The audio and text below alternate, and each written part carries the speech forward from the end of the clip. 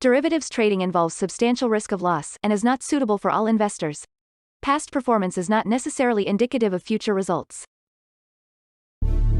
So stressful. When the world's on fire.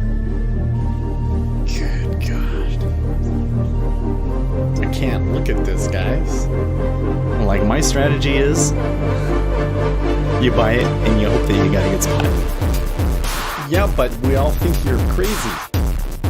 You don't fight this. No way. The markets are freaking out and you don't think that anything is wrong? Come back tomorrow and I'll lose it all. Should be fun. Good morning, everyone. Oh, by the way, we need to turn that down a little bit. There we go. Okay, so how are you guys doing? It is a new week, Monday. I must admit, I'm not feeling very good today, so we'll see what happens. Treasuries, though, are just like moving once again. Look at that, already quite a bit down. We're blowing through 1.5 now. Oh man, can you imagine if we had held it at 1.3? That would have been $200. But this 1.5 might be a spot for us to maybe start doing some work. So we'll see. I don't know if I'm actually going to do anything today, though. I'm kind of just not feeling it. By the way, I've kind of moved my camera. So yeah, I don't know. Tell me what you think about that. But I moved it so that we can get the teleprompter up there and hopefully make videos more often. So we'll see. We'll see. I got a couple more things coming though that I think might help that even further. Okay. So anyways, to the charts. Here you can see the Treasury just getting pummeled overnight, and now on the regular session open, quite a bit of more down action. Treasury is falling that hard. That's, man. I mean, to really even try and do any kind of technical analysis, we have to come out to here, right? Well, we could go lower, but man, I don't know. We're not the lows of the year or anything, but there's pretty aggressive down action, right? Okay. ES a little bit higher, but kind of falling here. I don't know. They probably don't like the rates going. Oil looking great. Goldman Sachs has their year-end target at 90 now.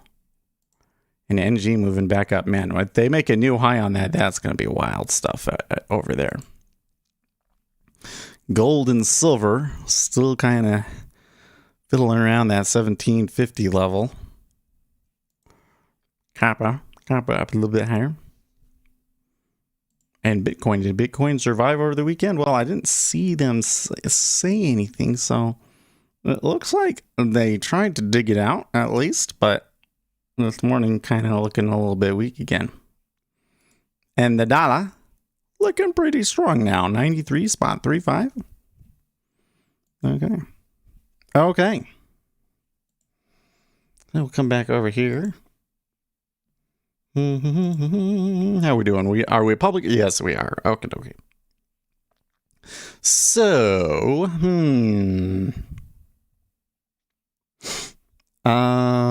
what else we got going here? Oh yeah, by the way, if you guys use Jigsaw, make sure you check out Jigsaw's Discord. I quite enjoy it. And I do have an affiliate link for Jigsaw if you click in the video description. Good morning. Good luck this week. Yeah.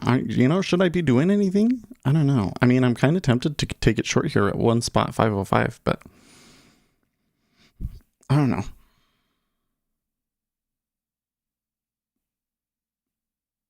The steepening is just definitely coming in. Man, you can tell. I just did not sleep well last night. Can you tell in my face? It's just I kind of look a little. You can see the circle under my eyes. I look like what's his name? That old guy. I look like old guy. Anyways. Oh yeah, there is one more thing we gotta talk about, and that is what is on the docket for this week, right? Should we look at the whole week? There we go. Okay, so today, by the way, German federal elections was like really close and will require 3 parties to form a government. I don't know what any of that means, but it sounds important.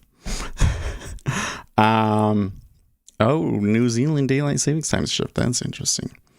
But let's see here. Oh yes. Okay, so now we got core durable goods just coming out here.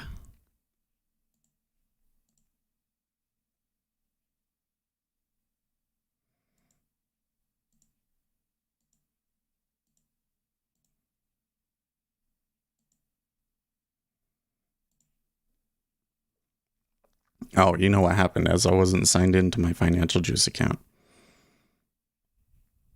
Because something cleaned up all of the... Yes, there we go. Launch voice news.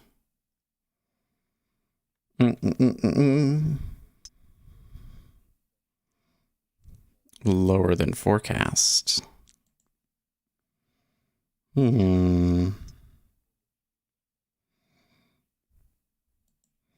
Let's see here. Durable goods was one spot 8, but core durable goods apparently was not so good.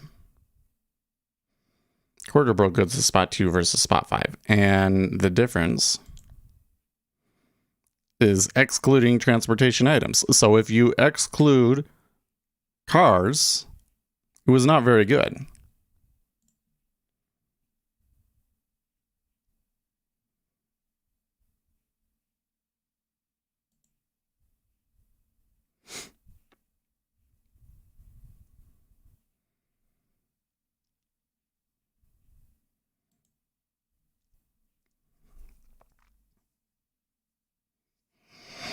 You just have to learn and drink some coffee. Well, so I think what happened was that I once again... Hold on.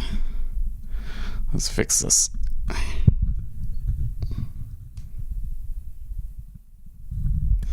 I think what happened was I forgot to take my medication yesterday. And it seems like that's been happening a lot, doesn't it? And then when that happens and I'm getting the neurochemicals in my brain the way that they should, it makes me feel sleepy. But I didn't have it last night, and so I slept really poorly. I kept waking up and jerking myself awake and twitching and stuff. So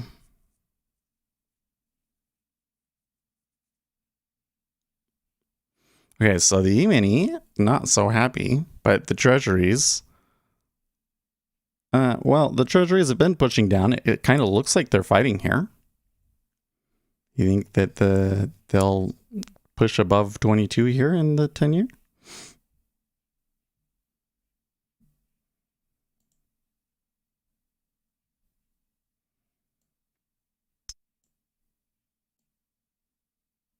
No. The big orders show up there.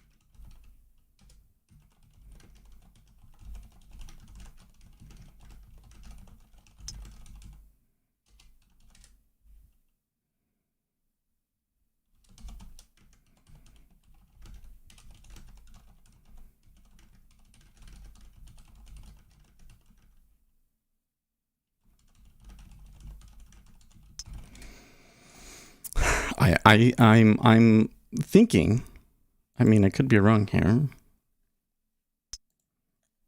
Let's come back over here and just make sure we got anything else. FOMC Williams, 7 o'clock. Now, later in the week, I get trades balance, Fed chair balance. Well, why do I have all of these? I don't want all of these. I just want the US dollar. Okay, Wednesday, Thursday, Chicago PMI, Friday personal income, manufacturing PMI.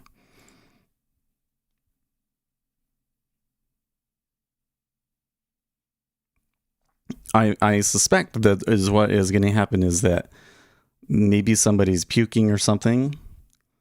So we might get some continued selling and then see it reverse. Good evening, Dennis. Is it evening for you over there?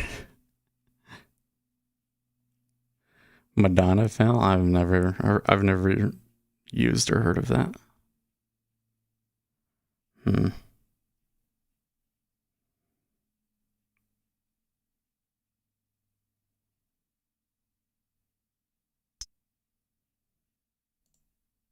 It does not look good.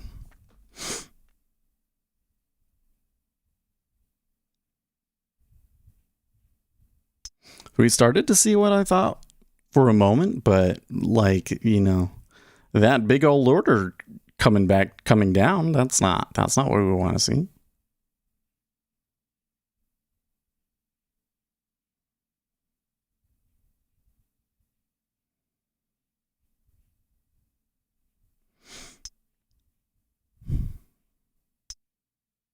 Like, look at this. This is very...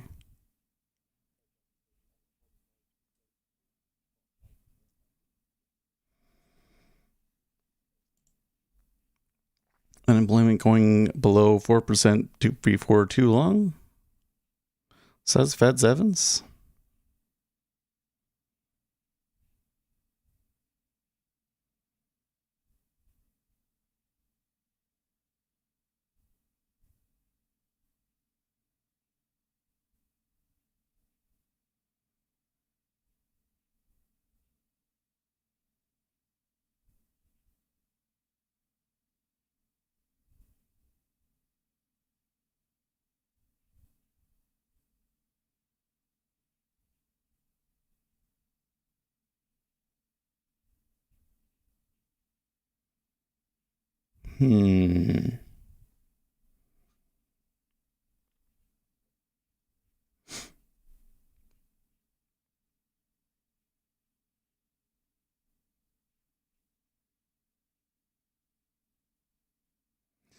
I think having the camera at an angle is bad because of ergonomics.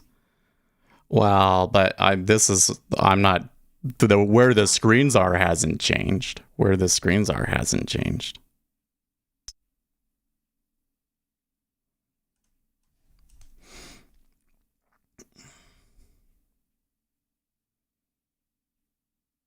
I just don't think, like, when I'm looking forward, I just don't like the look of my face as much.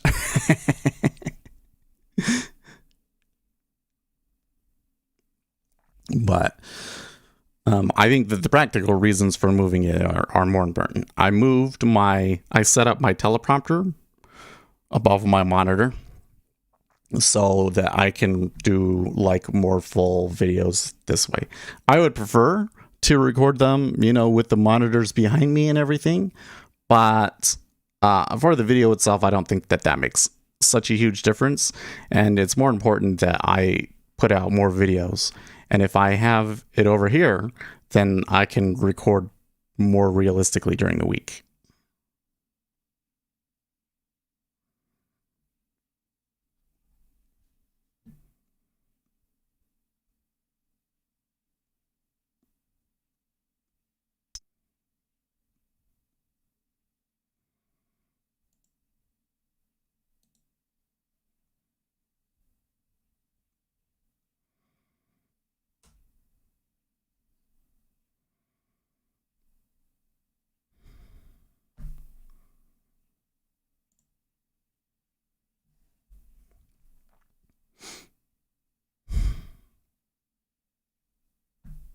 Dang.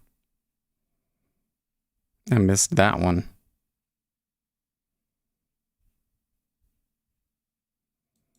$204 in line.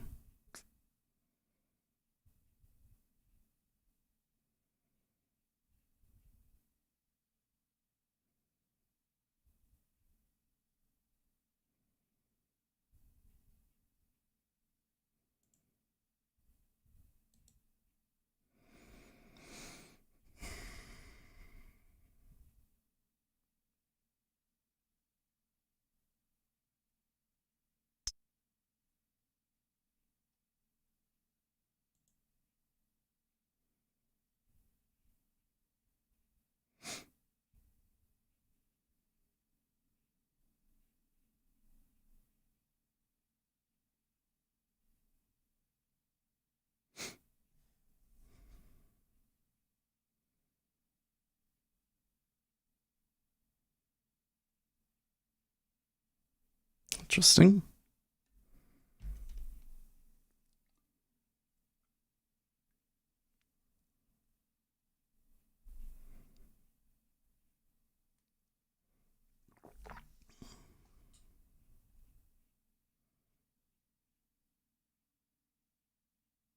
My favorite. If you posted a link there, Dennis, I can't see the link. It only lets you post a link if you're an admin.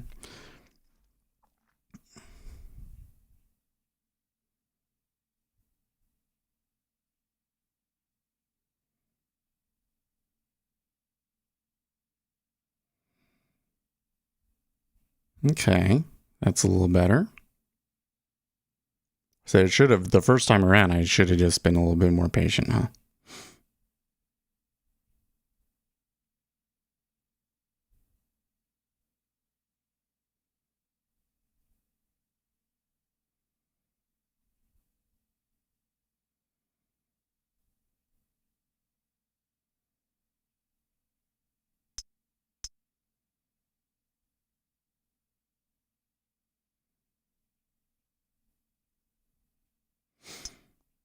Well, I'd say the treasuries are quite active today, aren't they?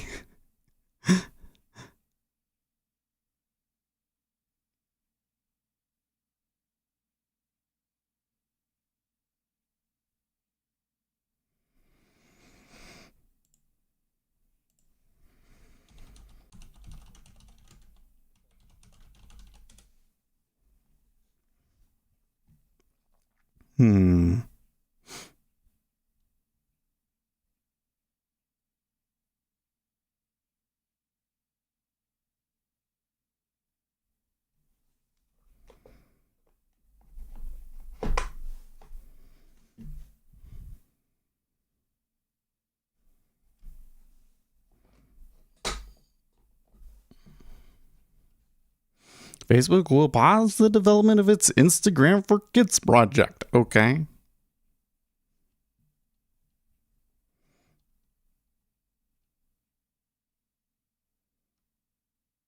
Oh, it's the hand. Yeah, I saw that.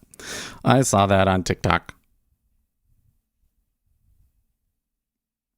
You know what? I had chickens tried to make, decisions and nobody cared.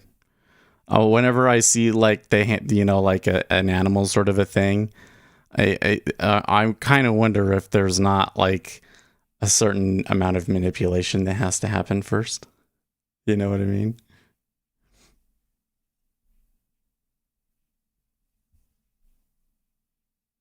Please don't take trading advice. Yeah, right.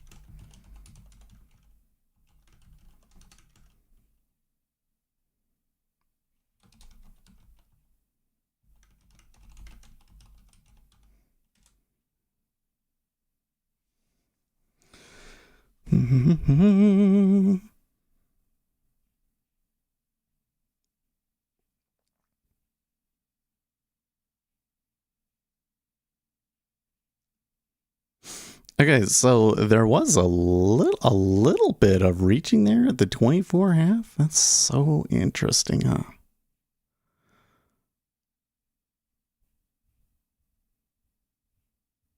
See that? Yeah, stacks up pretty well. The 10-year actually kind of lagging a little bit. Interestingly enough. Actually, I'm not surprised that it's the 10-year. Like there's way more activity going on in the 5 and 30 spread than there is in the 10-year spreads. Look at that. That's a strong. Yeah, let's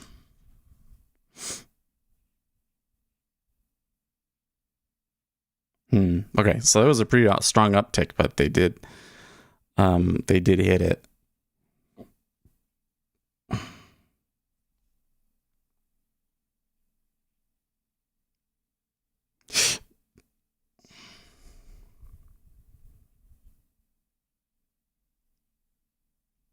He might not be willing to bid as much there at 24.5 now because of that. Nope.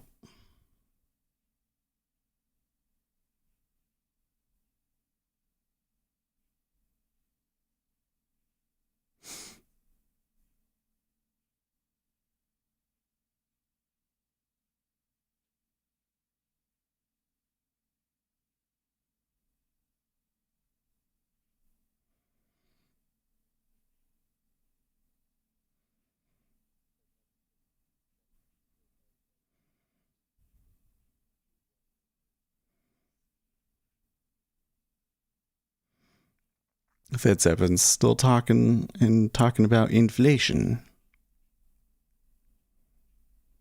Oh, you're up early, Ace.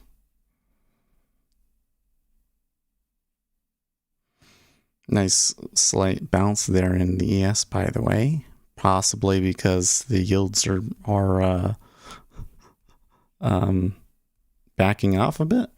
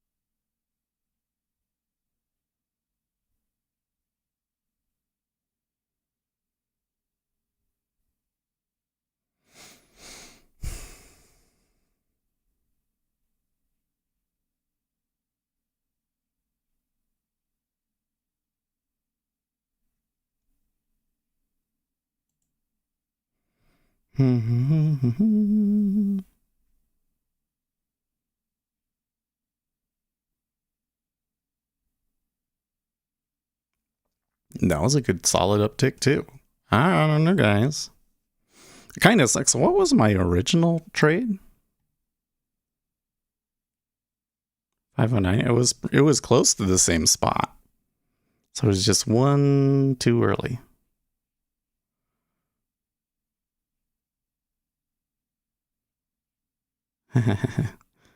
Oh, okay. Yeah, thanks, Tommy. I'll look. I tell you what, I was talking with Peter Davies in the futures in the Jigsaw Trading Discord, and he had a good idea. he had a good idea that I was like, that's gonna be a lot, because it was basically talking about can you cancel out the volume from the spreads if you're trying to determine like how directional the flow is.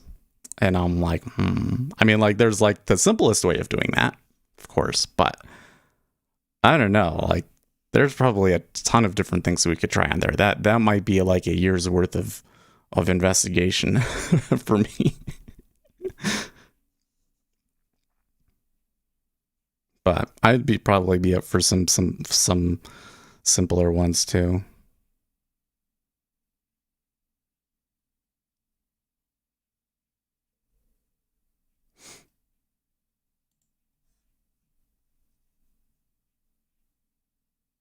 He isn't a monkey for you. Are you sure about that, Ace?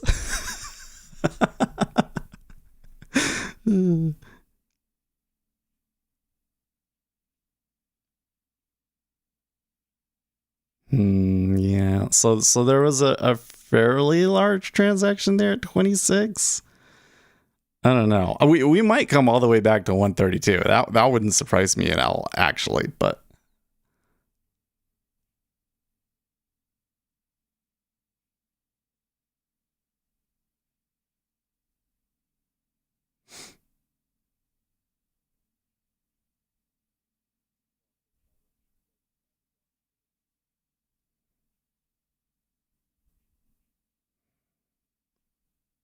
Hmm.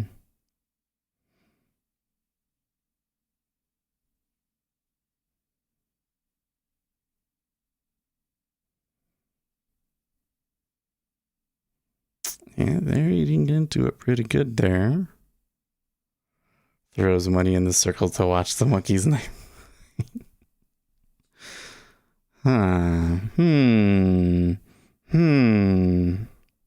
So once again, this is probably the most clear example I think I've seen. The Treasury was only one tick, if not just having a weak bid. It hadn't actually like ticked down. It just had a weak bid, and the micros moved like 4 or 5 ticks. So I continue to see some situations where it seems to me like the micros do not completely follow the regular Treasury, and I'm really find it really curious how much they should really follow each other, you know? So like right there, for instance, we're down 1 tick, and then they're offering 487. So it's a whole 6 ticks difference. And the difference between these two is not 6-1. It's like 2-1, if that.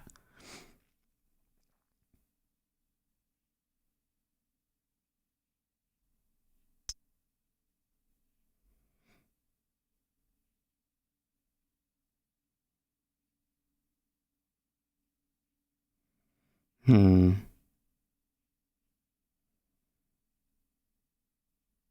Now that's interesting too. Yeah, they didn't like that. So this is an interesting example too. Like, did you see how the bid at 481 pulled, and I was the only person in line, but then they decided not to hit it, and then the Treasury backed off.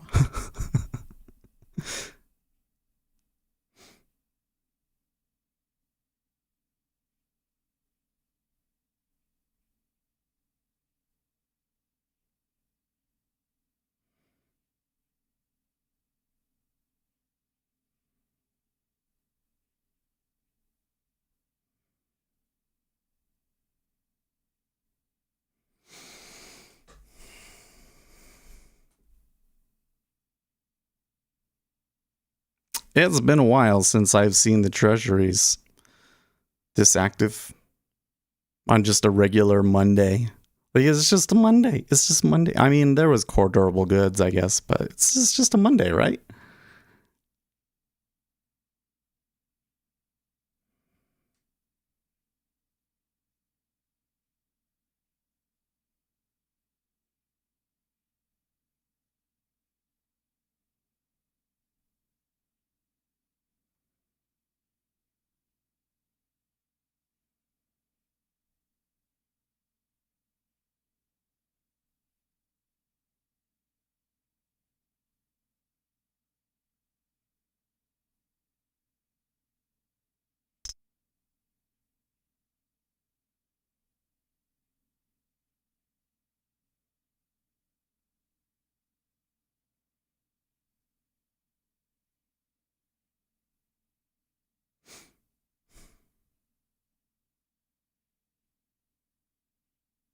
Okay. So another big order on the bid at 26.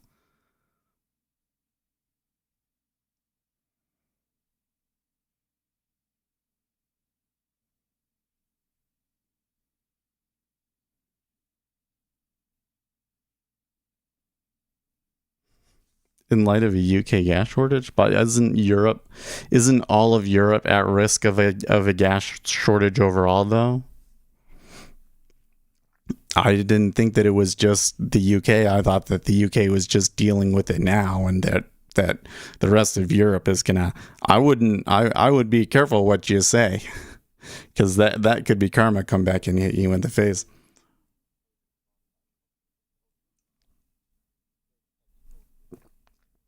You know what I mean? Yeah, they kind of. Yeah, they're reaching a little.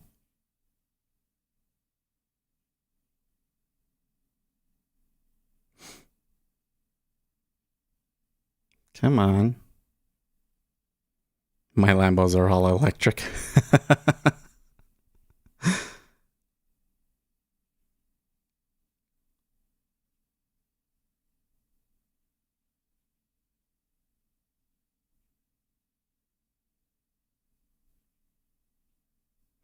I'm taking a day or 2 or 3 off from trading. I don't want to see my platform. Something is different. Well, I have a new light. Thank you for noticing, NASDAQ trader. What was it that prompted me to go out and get the light? For some reason, I was like, you know what? I need to bite the bullet and get an Elgato ring light. So I went and got it. And then when I got the ring light and everything, I kind of was like, oh, hey, let's move the camera. So I moved the camera. So I don't know. The camera's a little bit higher, which I don't like. I don't like that it's a little bit higher. And it also pushed the monitor down a bit. There we go. Thank you.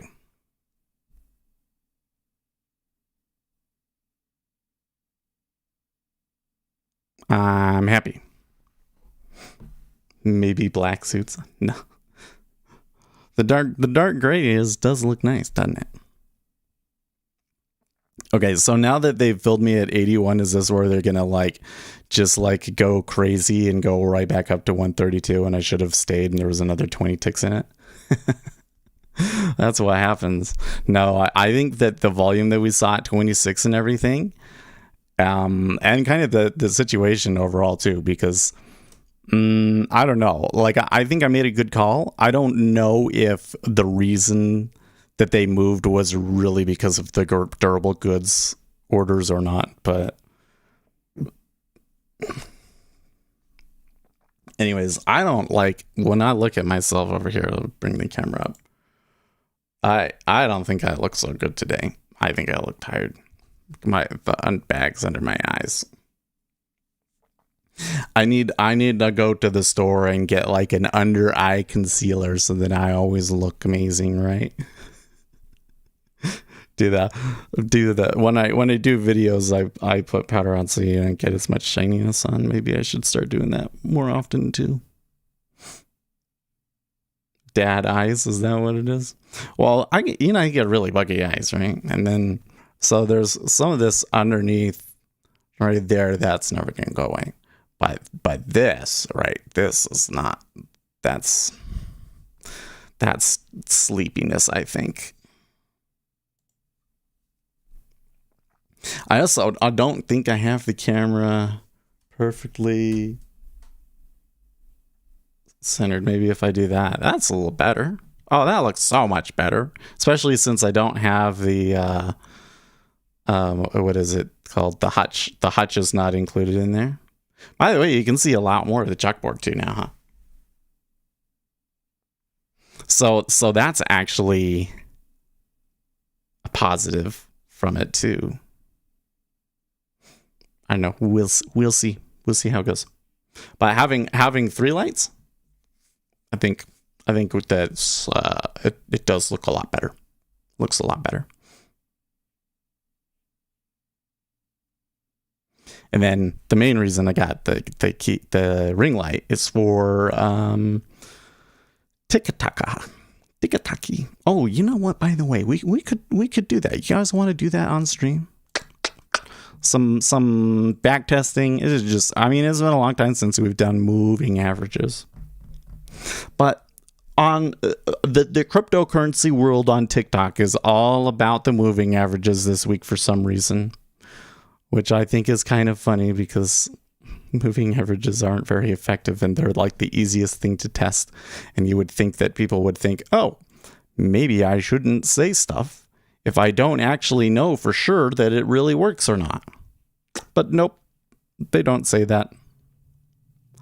Moving average. And we should do, what is it called? Ultimate filters. There we go.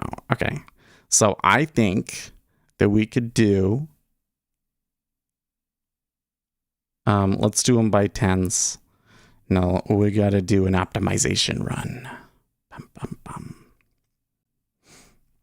Oh, good morning, AO.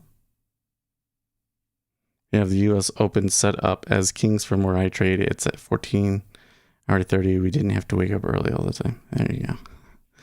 Okay, so let's say that we do the base period, min, max, 200, increment by 10. Increment by 10. And the mid band, I'm just going to do the SMA and EMA because the contention was that EMAs are better than SMAs. And they were particularly talking about Bitcoin. So we'll do the Bitcoin futures. And we'll test them on many different time frames, but for now, I think that we are just interested in the daily time frame. And we're going to have to go back to December. We'll go back to the beginning of the contract. Which I don't remember when exactly it did, but I just use instrument settings, include commissions, optimize on max net profit. Yeah. Max net profit. What else? No use slope. Oh, do I have? Okay, hold on. We need to come in here and check the editor.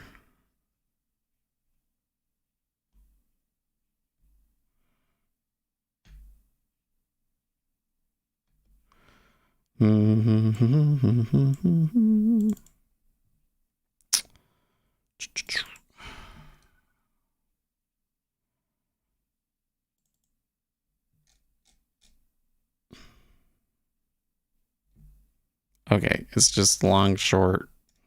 Do I have stops? Oh, I do. I don't want stops. I just want it to be stop in reverse.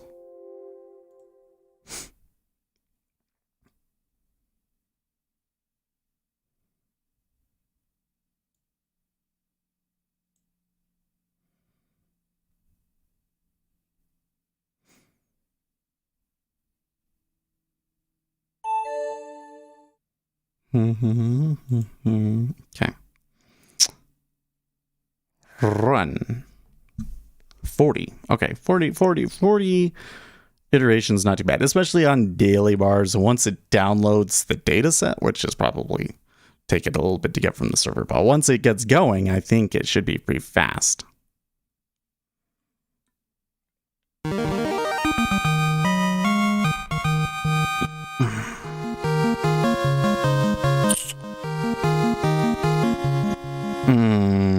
Now that's interesting. That is not what it should be doing. If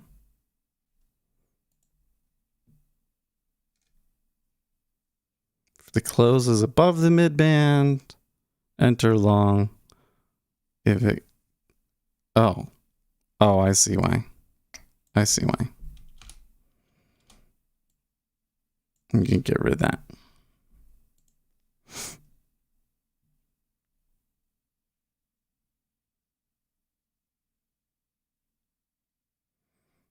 Oh, what happened to... Oh, you're still waiting for them to deposit their money. Yeah. Really? Because when I moved over, it was like literally the next day. Much better. Ah.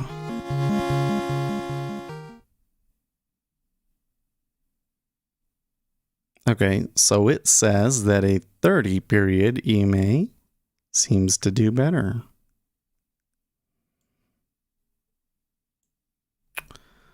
Well, that's very, very interesting. But you notice all of them, Sharpe ratio is not very good. Sharpe ratio is not very good on any of them. Profit factor looks amazing. Profit factor looks amazing.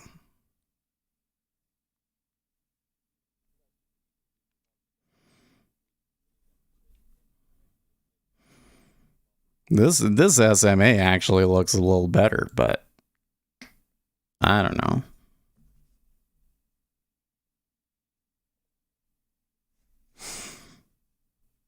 SMA on a daily bar?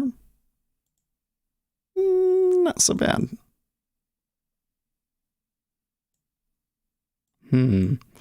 Okay, now that's interesting. Because it's basically doing it over and over again. Wait, so what's going on over here? Close position. Close position. Oh, you know what? Okay.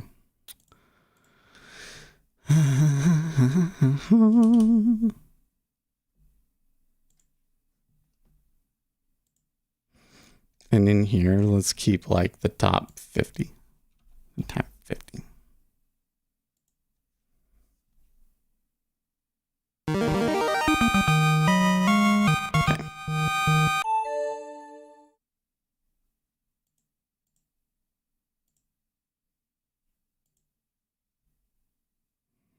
Did not.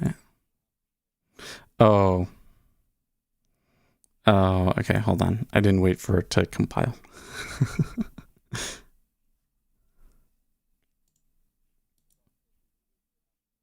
There we go. Yeah.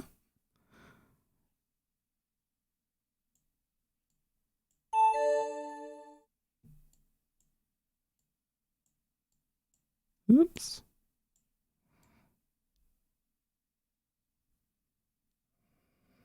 Okay, so that's correct. Close position, sell short. You're always a day late, and that's fine.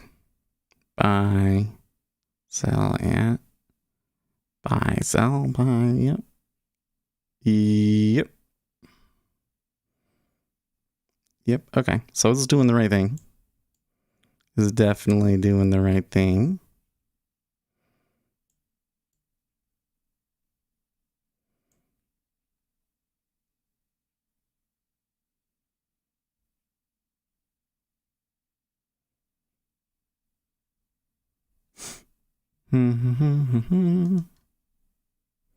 See, in this particular case, I don't know if the total net profit is really telling you anything. What's the best Sharpe ratio? 27? Oh, geez. Oh, geez. What is that, a 10? Yeah, that's a 10.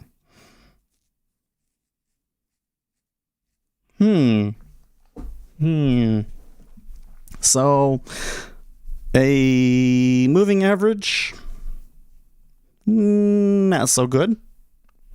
Looks like mostly you're making money just because cryptocurrencies are up, because the Sharpe ratios are just absolutely dismal. But if you're looking at outright gross profit,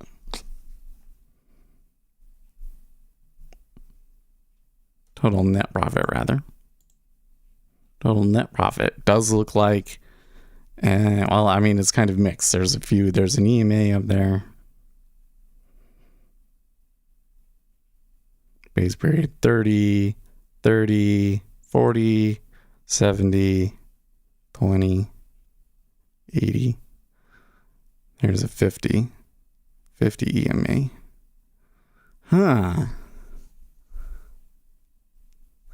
Now, I wonder, can I come in here and do an optimization graph? And then this should be base period. Okay, so the shorter periods do appear to do better.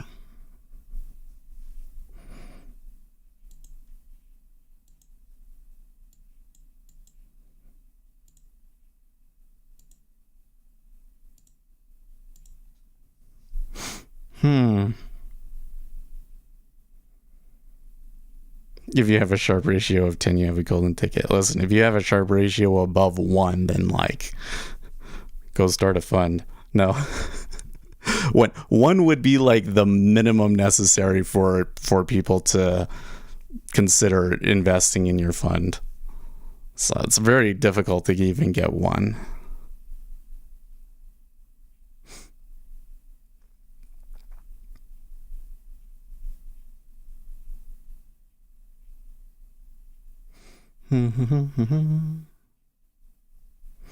I have been able to get up to one a few times.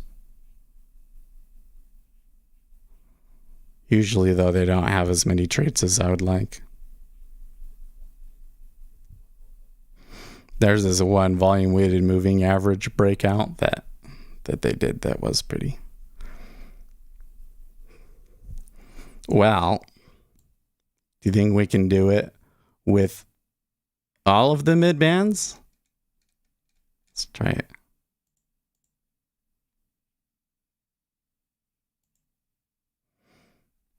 For some reason, NinjaTrader is weird with the checkboxes that the interface slows down. You click it, and then it goes.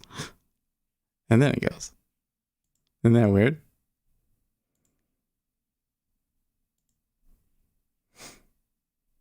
The treasury's back all the way off. Well, they filled me, and then they backed off. Thank you, bro. Way to be a bro. I don't know, man. I'm feeling real suspicious about the treasuries these days because I'm not saying that they're going after me because I've had good trades and bad trades, but it does seem like my entries are at either the very best spots or the very worst spots. Isn't that interesting?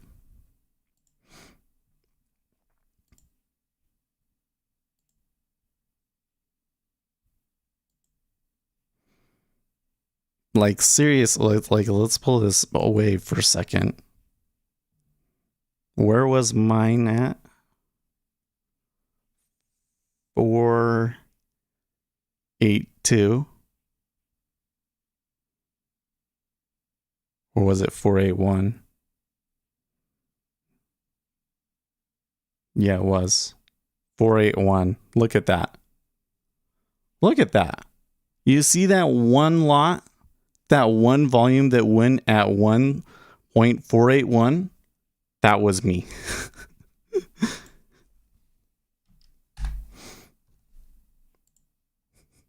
I'm going to go brag about that in the jigsaw room.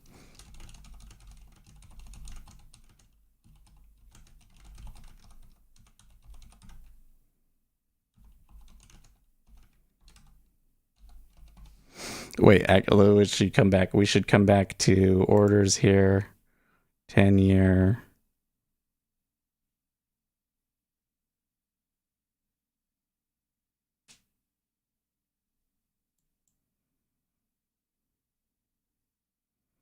Yep, it was 1.481. It was 1.481.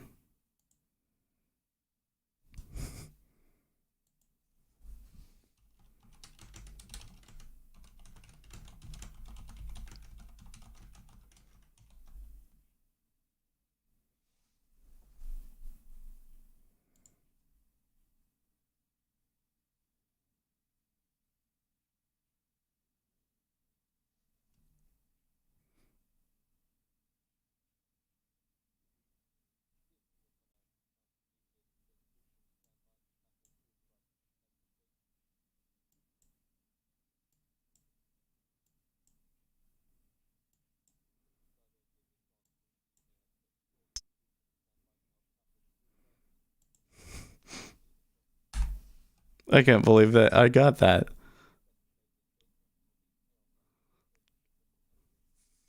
How did I do that?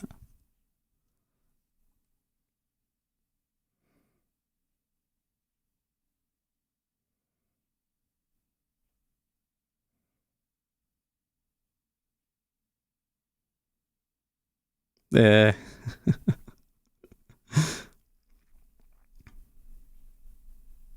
I think I know what Geok is saying, but like, who cares?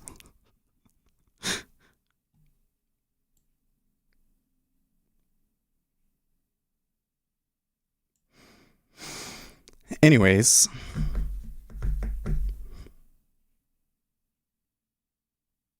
Oh yeah, so we were clicking these checkboxes. That's what we're doing.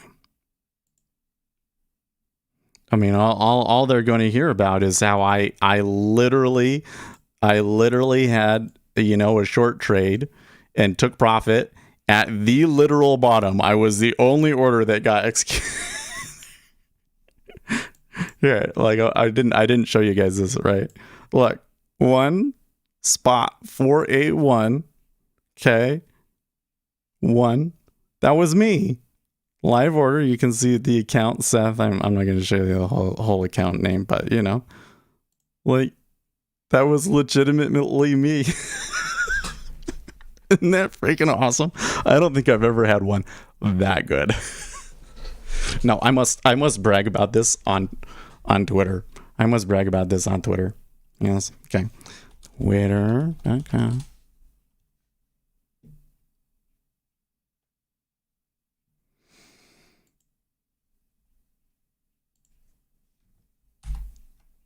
Quality fill, right? It's freaking hilarious, dude.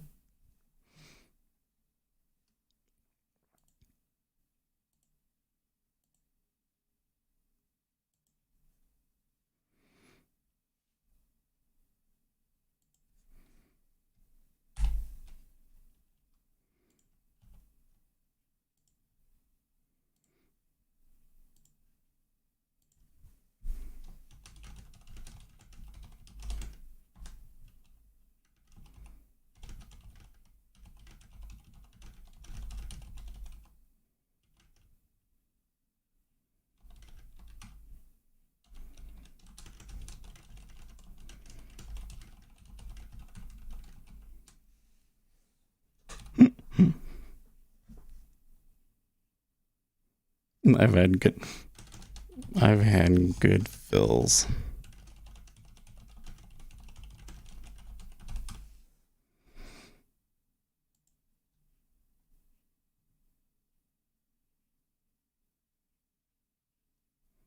Okay.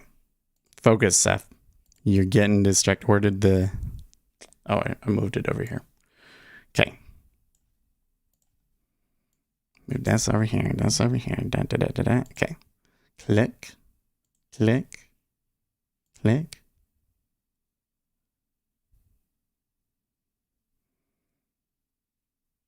Your law was responsible for the whole collapse of the economy. Yeah.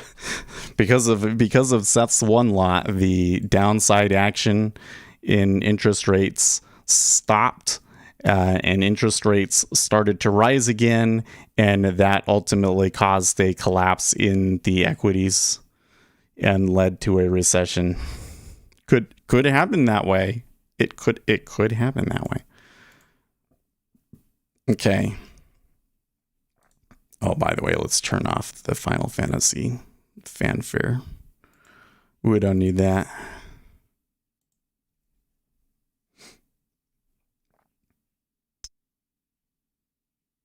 It's usually J Pow's fault.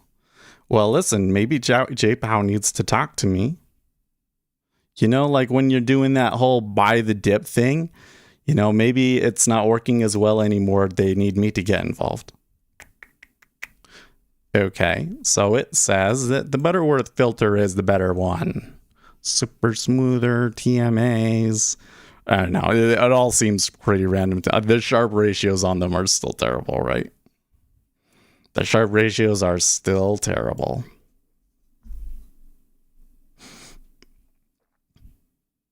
Okay, well, let's change it up, shall we? What if instead of doing daily bars, we did, I want to say 1 minute, but let's say 5 minute. And then you want to do it by 10, 20, up to 200? I don't know if it'll handle it. It might. Well, I mean, those, even when we were doing 600, that was pretty fine. Should do 600 iterations, is just a lot more data, but they'll go through fast. We're not doing... Yeah, we're back testing a moving average. Because TikTok has been obsessed with moving averages. And they're like, no, you have to use an EMA on cryptocurrencies, not an SMA. I'm like, well, okay. Let's go look. It does look like that an EMA can do better than the SMA, but what I'm getting out of there looks pretty random to me. Like the results you get are mostly because cryptocurrencies tend to buy. Okay, let's run this and see how long it takes. This one might be away a while. I'll move it over here so that we're not right. Okay. Now I still have it on stop and reverse too, by the way, so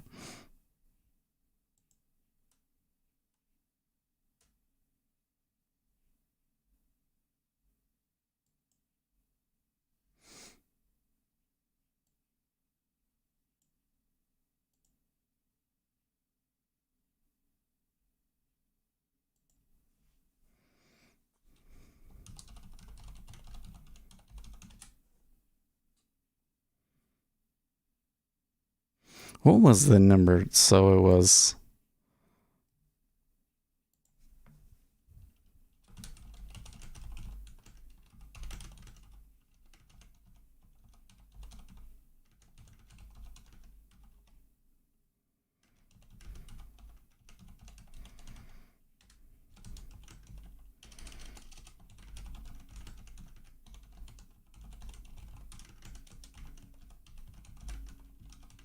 vehicle sales recovered, but the rest was less than expected.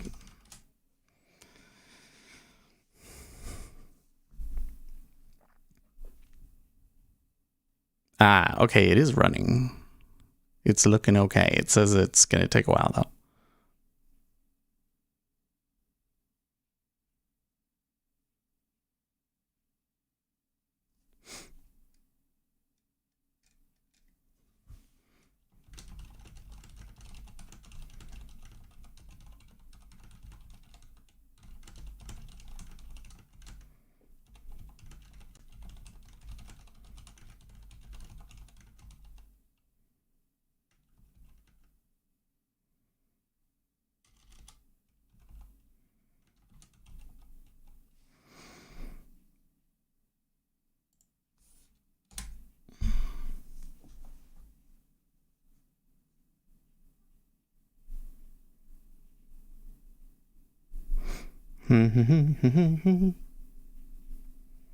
Some good, well, I don't know. We haven't gotten like a really strong trend in the ES this morning yet, but Ace could have gotten a good short. Did you take one, Ace? I didn't hear you say that you were. Oh, no, wait. Oh, I'll take one for you short 34.25. Okay. So at the time that you took it, that wouldn't be too bad, but I think he's probably still in it, right? Or maybe taking it off. Hey, Win, how are you? Did I miss any good morning pre-market gossip? I've been listening to lectures on the Federalist Papers. Oh, that's interesting. No, we did take a good trade though. Well, we had two trades, and the first one they moved against me, and I wasn't so happy, so I puked it. And then the second one we ran pretty good. I got basically $30 off of that, and then did you take out the 7 that I lost on the first one, and we made 20, which is above the goal. I think, is that above the goal? Let's see here. Yeah, no, because I don't even need to calculate it. It's even numbers. If there's 20 trading days in a month, we're going to assume, and you make $10 on average per day, then that would be $200, and that would pay your commission. So that's kind of our goal.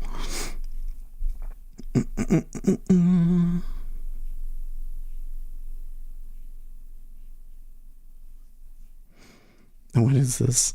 Oh, he gave me a crown. Oh no, he gave me money. Or he reacted with money. I don't know what that is. That's a weird smiley in Discord there.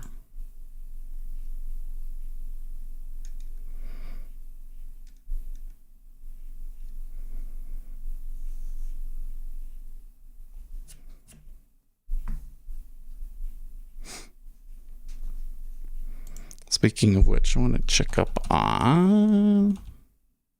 So it's still going. It still says it's got about 2 minutes left.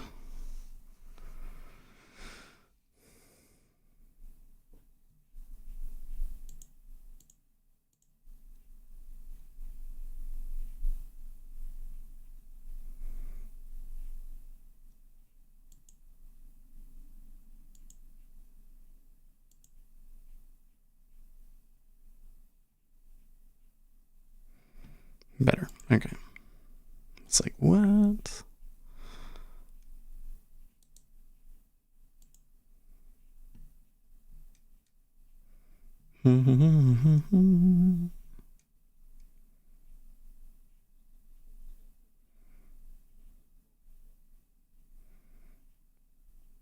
Probably pancakes was possible. Frozen theme. Man, yesterday I was making waffles off of the Lehigh Roller Mills stuff, and I forgot to butter it. So I, pulled it up just to check on it, even though I knew it wasn't even close to done. And it basically like ripped the waffle in half.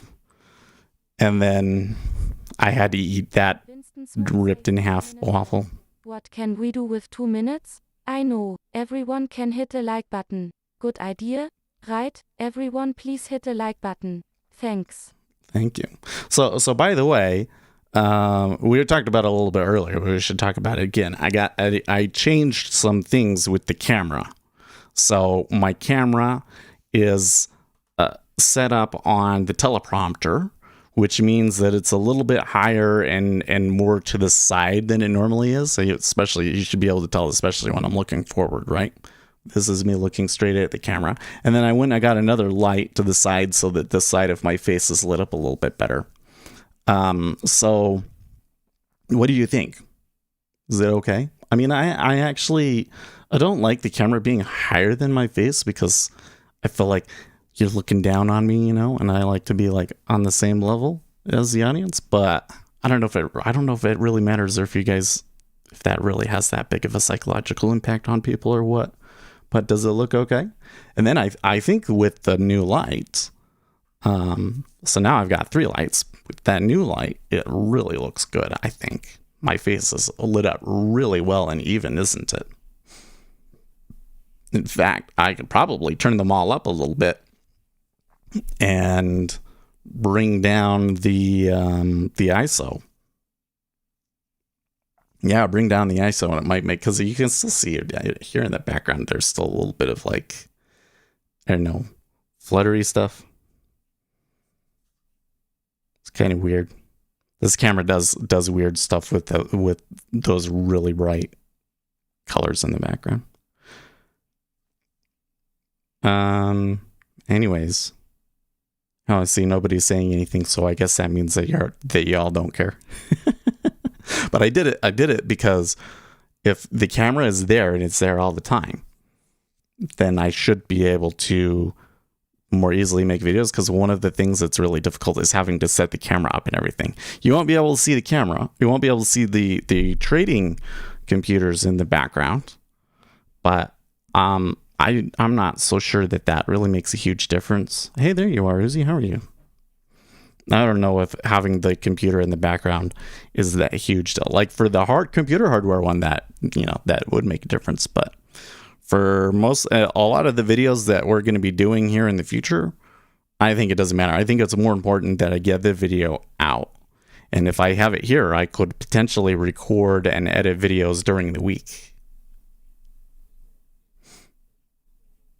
This picture looks pretty much the same to me. I noticed the audio more. Yeah, I did. By the way, when I recorded, I was like, oh, it's way too loud, and you can hear the echo too much, it was kind of interesting. So I turned the volume down just a tad too. Knocking some early drywall work, man. The work never ends for you, man. You wouldn't. When you finish your house and you're all happy with it, you're gonna start buying houses and flipping them then. Because otherwise, what are you gonna do? I think Uzi would get bored. Okay, so the initial move on the Treasury is or not the treasury, the E-mini. The initial move on the E-mini is up. When I finish my house, I can die. Oh, don't say that, Uzi. Don't say that. We need you to live. Did my backtester run out of memory? Because it seems like it's going a little bit more slowly than it was. Oh, no. We're using 3 megabytes. I think we're okay.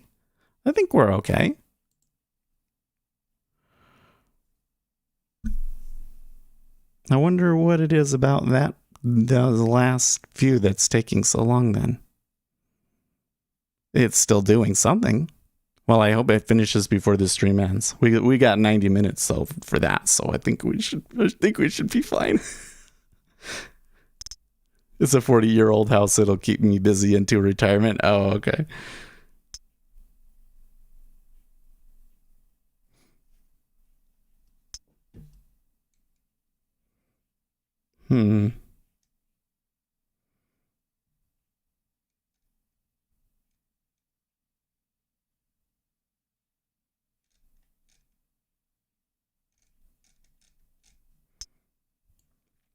I have to read this thread later.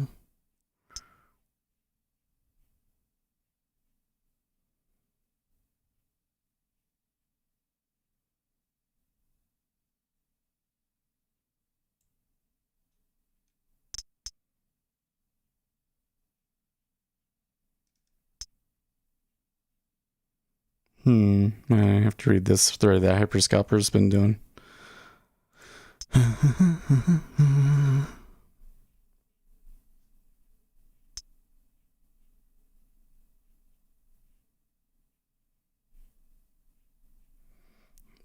Having to redo the bathroom got me really interested in perfecting some skills, says Uzi.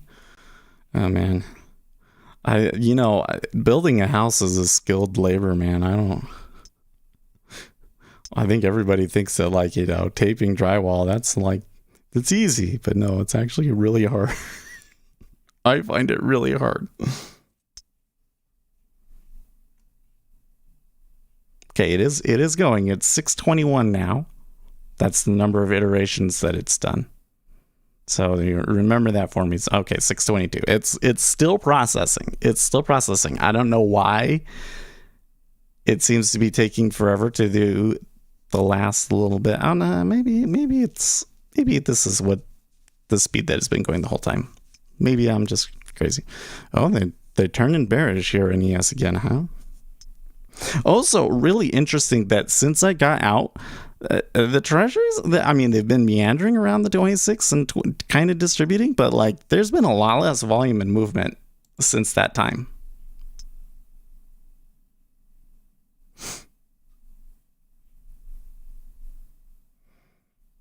Takes a practice hand. All this stuff is easy in principle. Yeah, exactly. It's like the angle and the amount of pressure that you put on it makes all the difference. And how you train yourself to use the exact correct amount is apparently takes years and years of experience.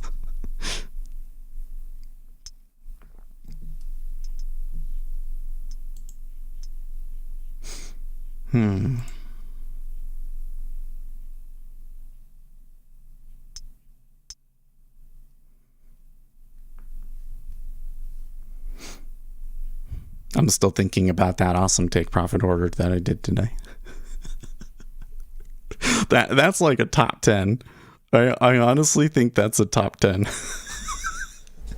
I've never gotten at that. I've never had a situation where I got a fill. Of course, it's micros, but I've never had a situation where I was the only one that got filled and it was the absolute low.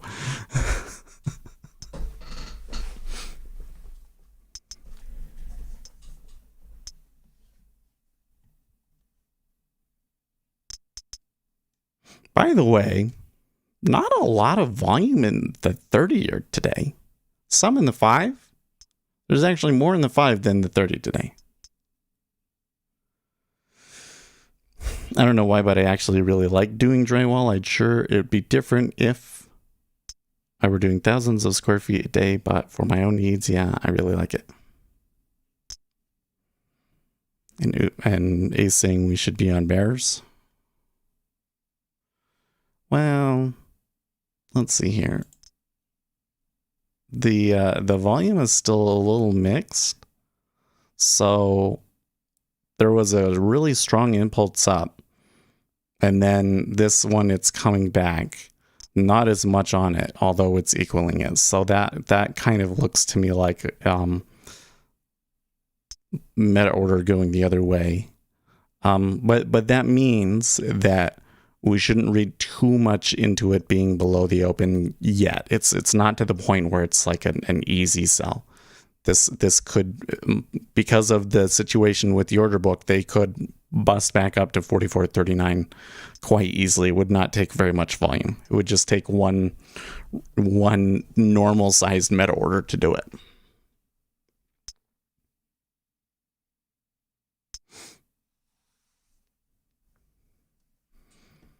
So I'm just saying it's a little bit too mixed for me to try and make a call on the direction.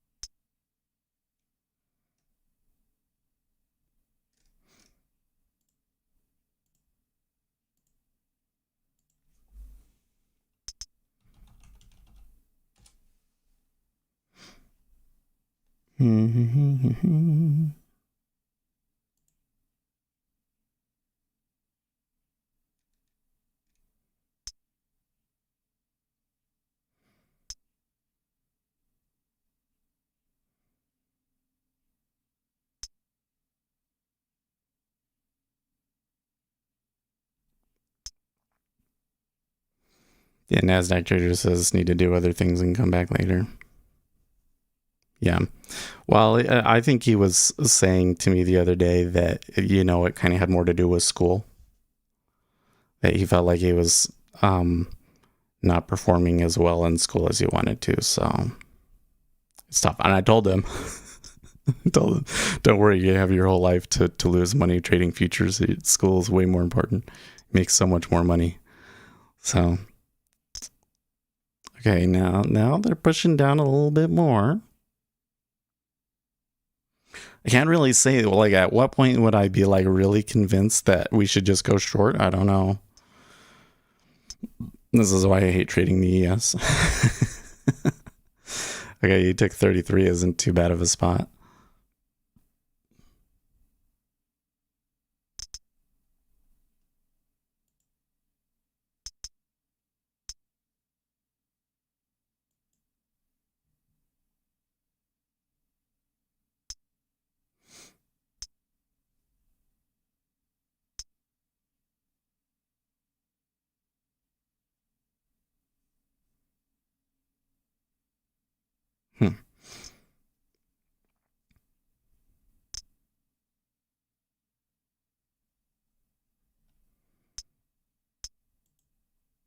I'm sure you could be like an INTJ and still be a construction worker, and because it's not necessarily creative, right? Yeah, that was a really good excursion now. Well, he says 5 points. I was thinking about this the other day, Ace. One of the problems that we're having right now, not problems per se, but the ES just moves a lot more, right? Because we're up in the 4,000s, right? When this all started, when you first came into the room and you were doing that, like, we were like in the 2,000s, right? Like, so the E-mini moves twice as much. It used to be 5 points was really good. 10 points was like a great trade. And I'm starting to realize that, like, that's just like an average move these days now. Like, I'm starting to think that maybe 10 should be my target.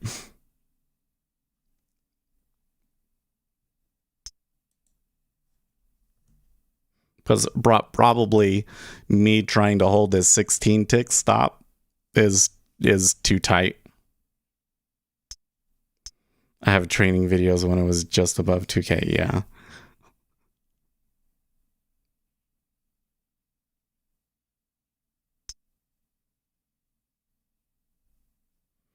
Like, I think some of us old hats, we forget how much more volatile let's not say volatile, but just how much further the ES moves because of how high we've gotten. 16 tick stop means you went the wrong. I'm not so sure. It seems to me that 16 tick that can get hit pretty randomly. It depends obviously on how long you want to hold it, but like let's say that you want to hold it for 30 minutes, pretty good chance it will get hit.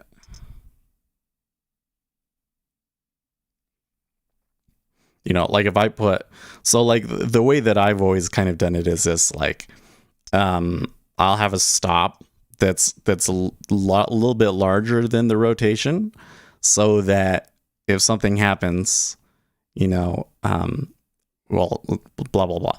If something happens, then I'm getting to my targets or my stops, right?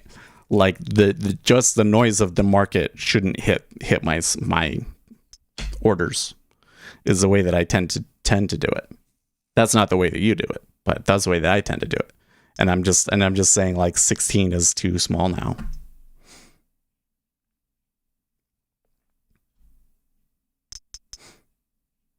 Although I bet you that the average rotation is still 12 to 16. It's just the daily range is much larger.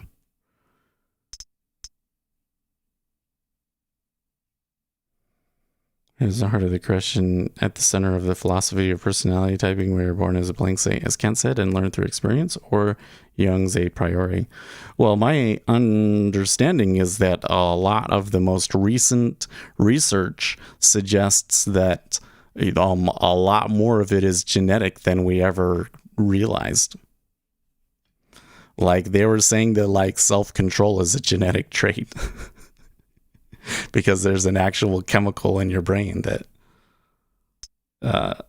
controls it. Well, it is still going. It's been about 20 minutes for the back test. It is still going. But hey, that's okay.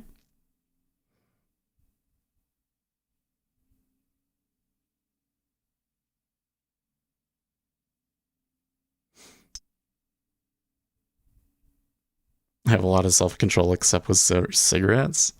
I've been, okay, so like if I had gotten into smoking when I was younger, for instance, something like that, like if I wasn't a Mormon boy, I think that struggling with an addiction like smoking would be really hard for me.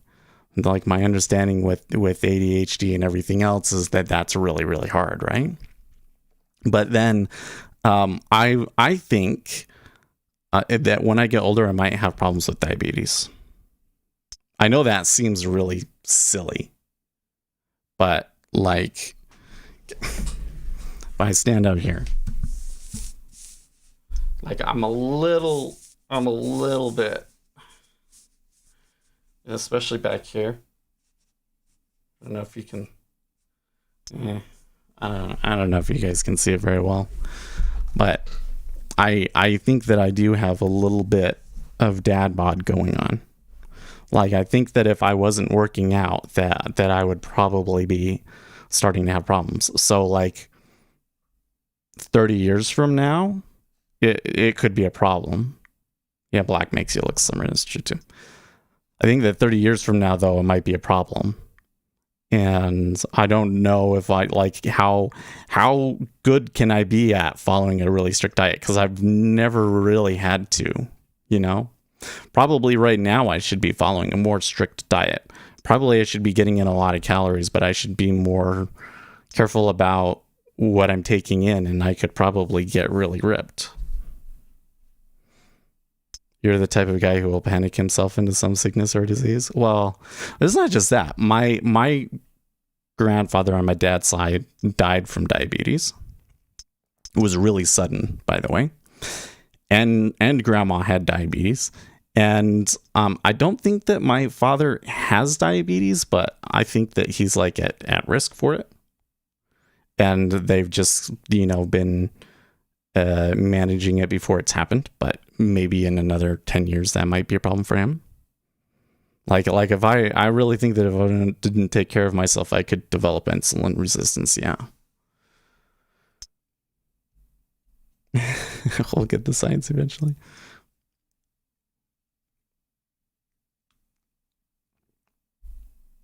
It's especially true in trading, but it's really, really true in health too. Like what we actually know about weight loss and diet and overall health is it's not as much as people think.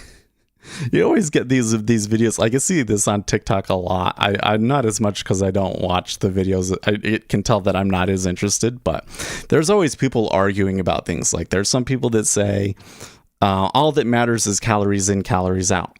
And then there are other people that say, well, actually, what the glycemic index of the food is and how sensitive your body is to insulin is a major part.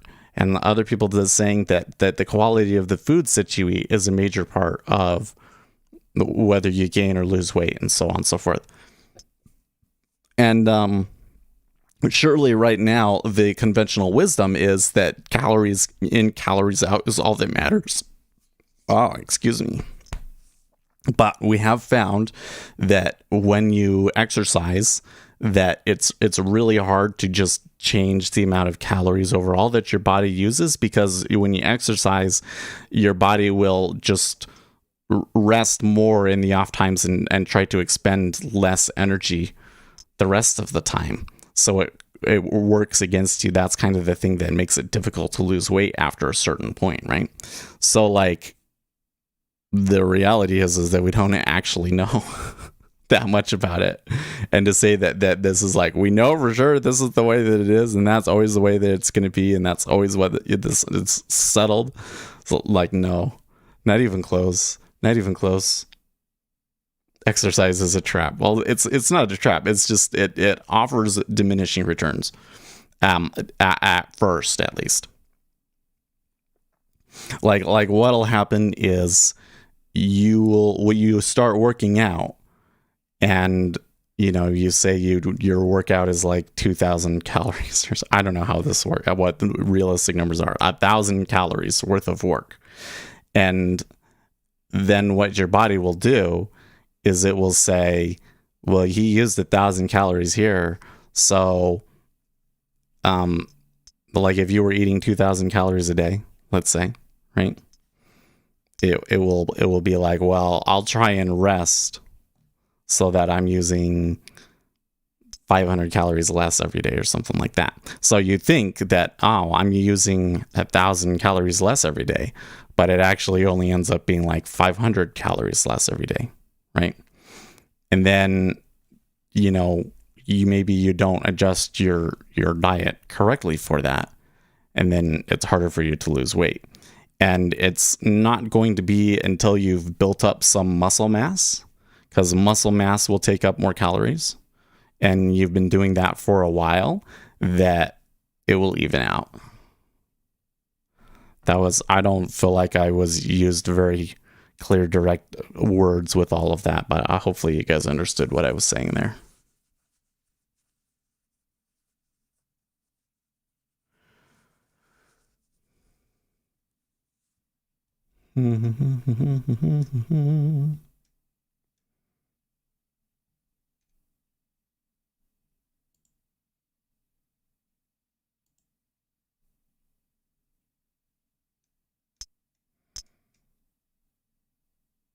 Oh, I didn't see there. RJ saying his wife died from diabetes. Ugh. Now I need to get on my wife a little bit harder. Actually, that's something that I should put on my list. I was talking about why, because the thing that drives me crazy right now When you want to hear about my personal life, the thing that drives me crazy right now is when I'm getting dressed and none of the clothing is folded or hung up. Because if I have to go and dig through the basket, that is so much more time. Okay, hey, it looks like that the treasuries are going to extend a little bit now, huh? Huh, okay. Anyways, so she was, I said something about it, and she's like, well, you had all weekend to do it. Like, well, I mean, technically, yes, but it's not my thing supposed to do. Plus, I hate folding. It hurts my back to fold, actually. I don't know why that is, but my folding hurts my back. Anyways, like I started going through everything and I'm like, of the things in the house that could be done, we're probably not even doing like 40% of it. So I made myself a list so that when I get done with the workout and I'm not doing anything and I decide to just watch TV, I can go and look at that list and be like, oh, okay, wait, I can do this, this, and this first. My wife doesn't turn all of the socks the right side out, so I fix the problem by doing oh my gosh, that would drive me crazy too. Oh man, I don't know if that would be enough to get me to do my own laundry though. I don't like everything else. I don't clean the house as often as I should, but I still did it when I was single. I still did it on a pretty regular basis. I was really good at eating for a while there, especially I always cooked myself, but then later on I changed it when I was dating a lot. Anyways, I got all this stuff done, but never the laundry. The laundry always just sat in a basket. But back then it didn't matter because, I had plenty of time to get ready in the morning and all that, so...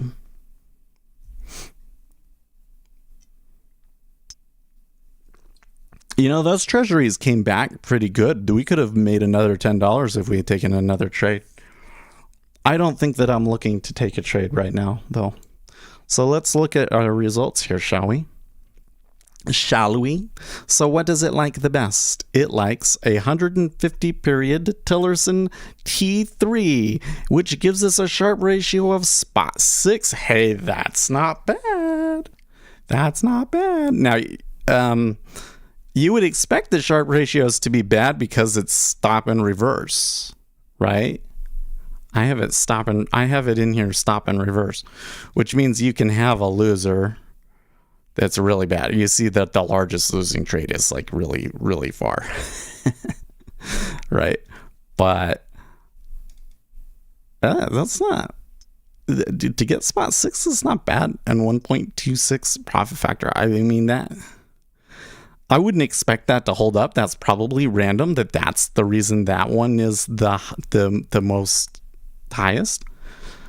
But now let's come back over here to the optimization graph again.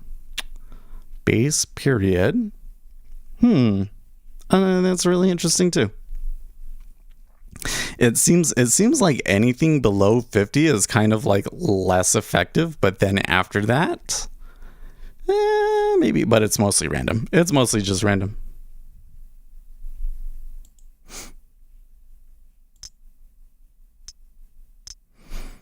Now, the longer the base period is, the better your MFE does.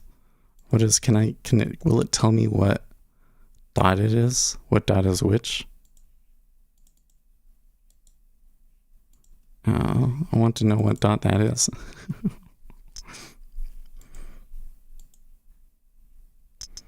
There's one that is getting way better MFE and MAE than the other ones. Which one is it? Can I show up here? Columns.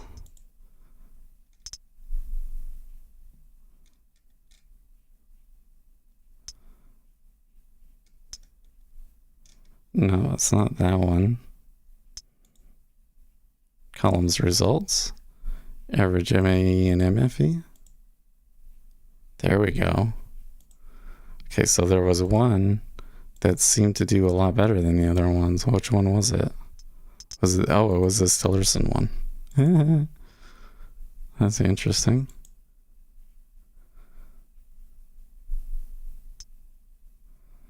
I wonder what it is. Okay, what is this Tilson T3? Let's go and look up what that's about. What's the Tilson?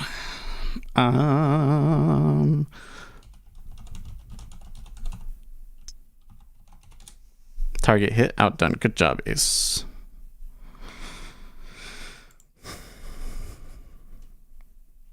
You worked for it today, yeah.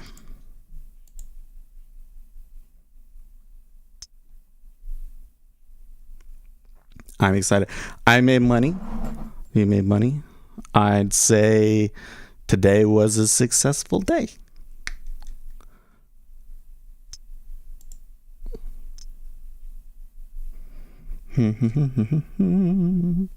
Okay. Filters. What is a Tilson? Oh, maybe I have to go to all indicators, maybe. Tilson T3. Okay. Presented by Tim Tilson in the January 1998 issue of Stocks and Commodities, the Tilson Moving Average, also known as T3.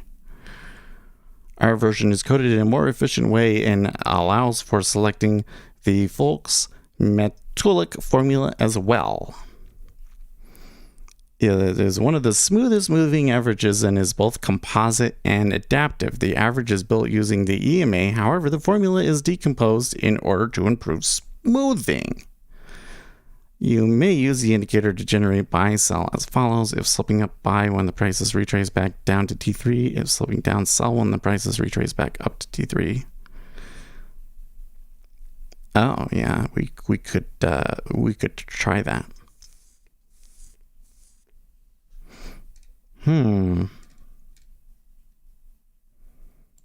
Okay, so if I come back to the strategy analyzer and I take this top one that's a Tilson and I open in the new strategy analyzer tab.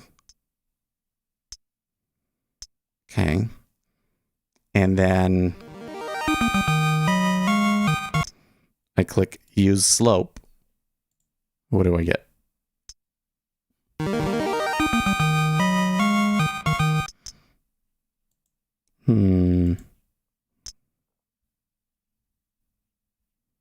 Oh, that's not as good. Slope is 50. It doesn't take as many trades. That's interesting. But it's not nearly as much. It's not nearly as much.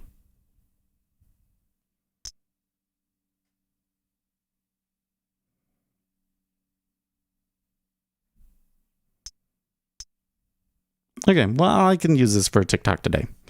I thought that it was going to be really bad because it is really bad on the ES, but it's cryptos, it is different. Although I do think that what you're getting there out of the Sharpe ratio in particular.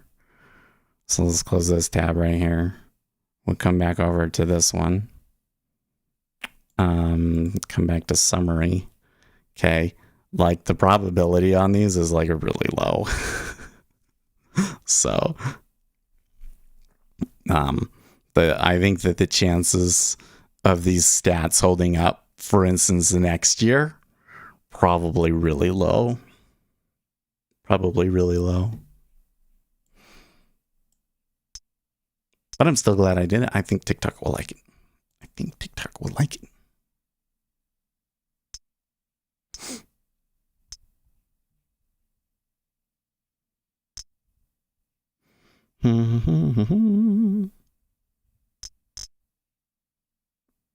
They're pushing quite a bit higher now, aren't they? Maybe they do make it to 132, especially if the E-mini is going to turn bullish. I think that might be part of why it's doing what it's doing. I don't know. Actually, I don't know.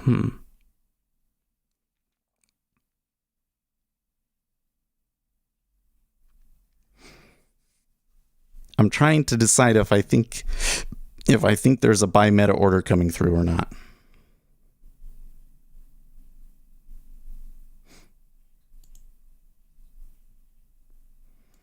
I can't tell. It may just be random. And I wasn't really watching the flow here too much. News Squawk has a funny image with Brent Bowles eyeing $80. Well, oil's been doing really well today. Silver's been okay too, by the way. Silver's been okay.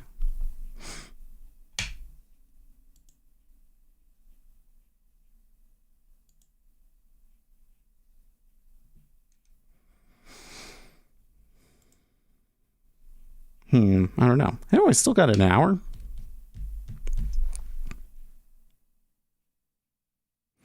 I tell you what. So we need to do something to entertain ourselves. Right there, 132. Okay. And cancel the orders. I'll give it like really far.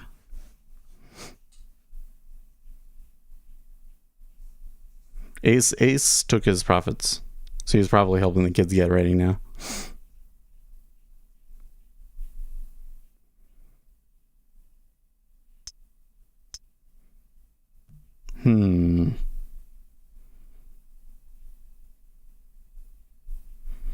I dare say the Treasury has been more fertile ground than ES today.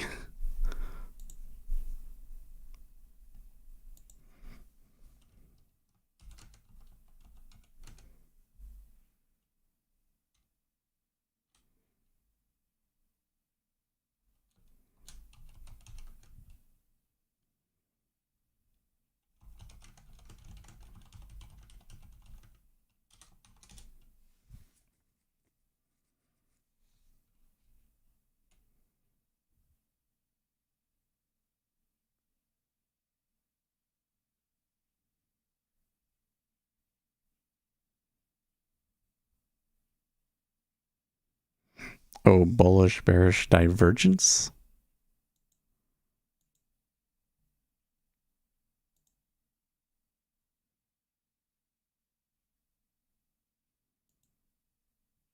In the tape. Maybe he's talking about something in the summary tape?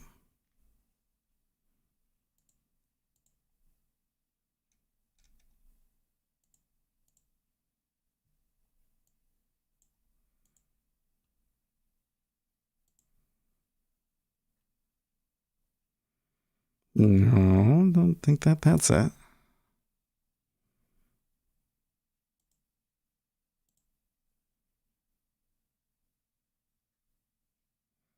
It is summary tape. Oh, divergence. Okay.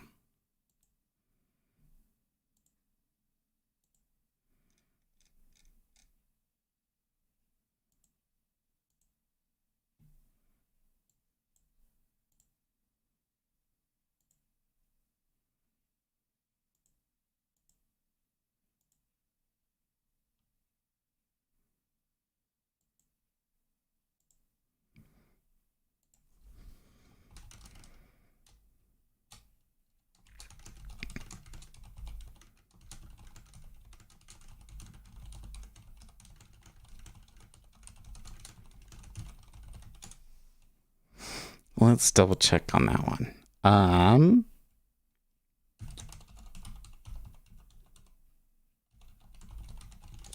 Man, that's a kind of a out deep setting that part of Jigsaw that I don't look at very well. So Gus Magellan is asking, in the summary tape, there's a divergence alert that you can set up. He was asking what that's about. So let's see if we can find it.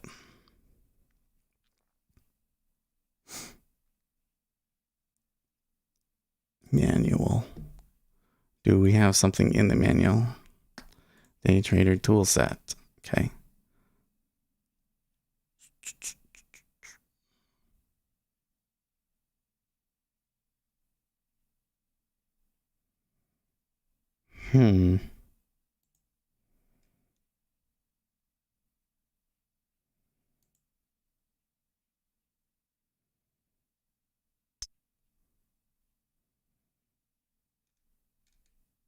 You know what? I don't think that they have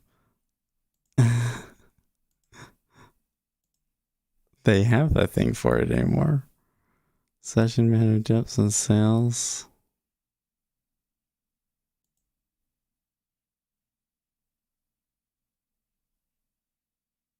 Oh, I'm hearing on the channel, so if you would want to just touch on the video, I'm cool. I can't seem to find. No, there's nothing in the manual. You're right. What was it in the channel?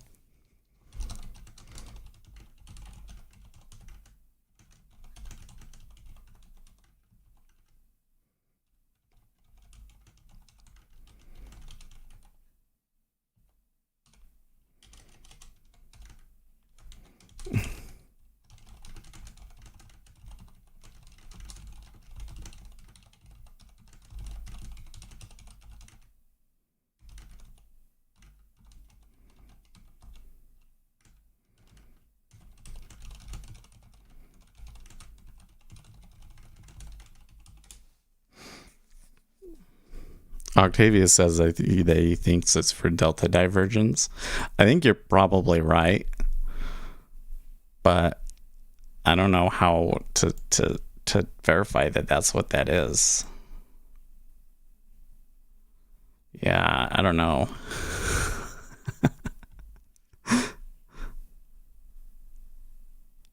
It must be delta divergence that like the delta versus the price are going different ways, but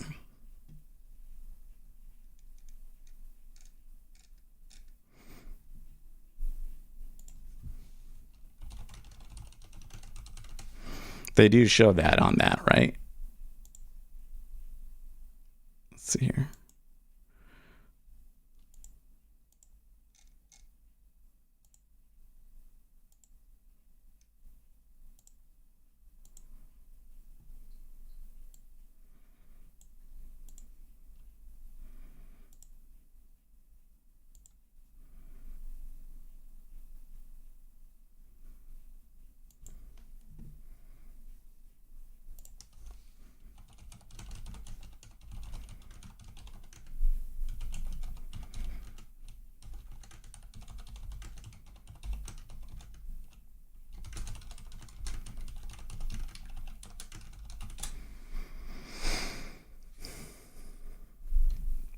Yeah, it's probably when the price and the cumulative delta are not going the same way, but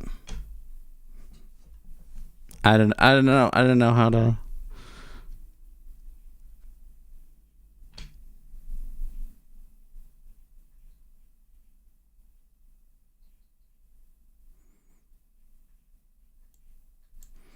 I don't think that very many people use the summary tape.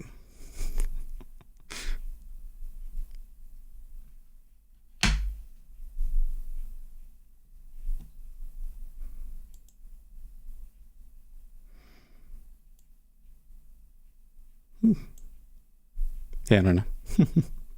Oh man, did you see, by the way, on the chalkboard behind me, like the baby was drawing on it, and he actually made an okay, cool kind of pattern there. I didn't need to get somebody to come and draw. Oh, you know what I should do? Oh, I know who I want to get come and do something.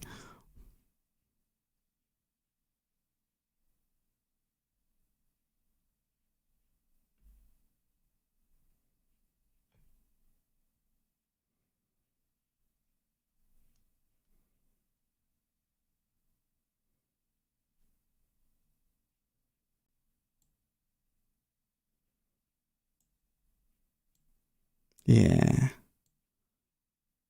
I have a friend that I've been trying to figure out how to get him over for a while, and maybe that'd be a good excuse. Maybe it'd be a good excuse.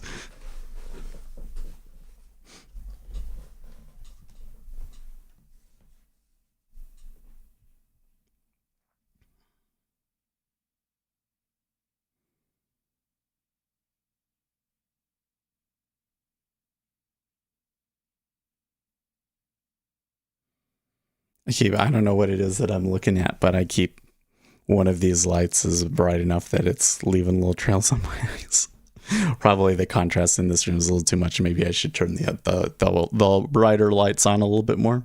But I like the brightness back there, the way it is. Hey, did you get? No, I didn't. NinjaTrader offers Rhythmic? No, it doesn't.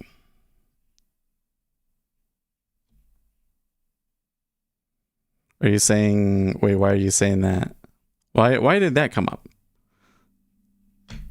No, so here's the thing. The NinjaTrader used to have their FCM as Phillips Capital or Dorman Trading. And both of those will offer data both through CQT and Rhythmic. Winston's Mom says Reuters. Core Capital Goods Orders increase 0,5% in August. Core Capital Goods rise 0,7%. Durable Goods Orders surge 1,8%. Unfilled Orders ab 1,0%.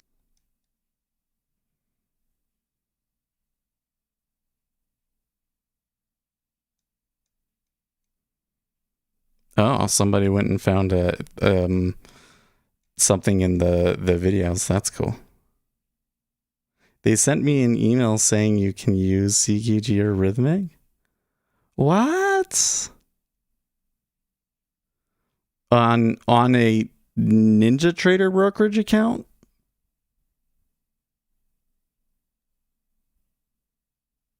Because, yeah. Because they sent me an email saying that it's not supported for accounts at the NinjaTrader FCM. Here, I'll show you. I'll show you the correspondence.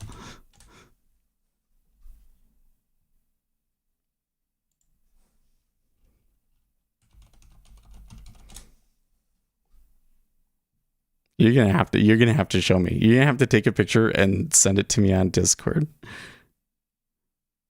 Oh my gosh.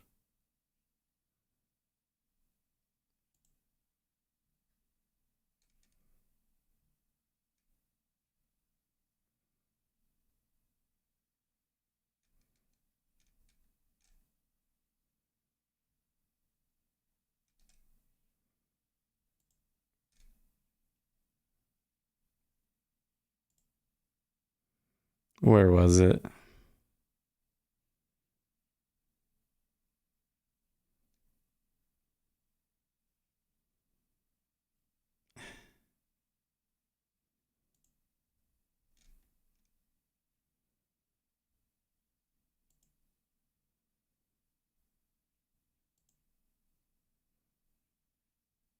Okay, here we go. There's not any personal information in here in this, is there? No, I think we're okay. Okay, so if you want to send me emails, probably best to use speculatorsept@protonmail.com. I've been trying to send all of that stuff to Proton Mail, so it's easier for me to deal with over there. Okay, so I asked them, and they said Rhythmic is not supported with NinjaTrader clearing at this time. All account connections are set up to use NinjaTrader Continuum. Please refer to the connection guide linked below. So they're telling you that you can use Rhythmic with NinjaTrader clearing. I don't believe you. And I would challenge you to use it with NinjaTrader clearing. Like actually set it up and see if you can actually get through the process, because I think that you'll come to a point where it won't work. I bet you that the person that's I guess I have no reason to believe my support person knows more than your support person, but obviously, in order for us to fully confirm that you cannot use Rhythmic with NinjaTrader clearing, we would have to, or let me put it the other way. I think that we should by default assume that it's not. And in order for us to say that you can use Rhythmic with NinjaTrader clearing, we have to prove it by actually doing it. So you try setting up it with Rhythmic for NinjaTrader clearing. Stickball says he'll try to. Okay. Because I think I would much prefer Rhythmic at this point. If only because of the Rhythmic Trader Pro bridge thing. Plugin mode. Because Jigsaw is doing more features and spiffing up their charts and stuff. And I want to test it. I want to be able to test. I want to help him. I love you guys so much, right? And Futures just told me to upload documents of my... Oh, really? Wait, really? I don't think they asked me a whole lot when I tried to set up an account, but...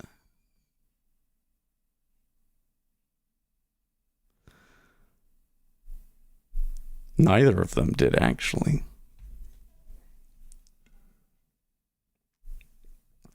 Yeah, I don't know what the deal is with that. I've had people tell me both ways on that. Some people that I didn't think would have any problems had problems, and people that should have problems got through. It's like, okay.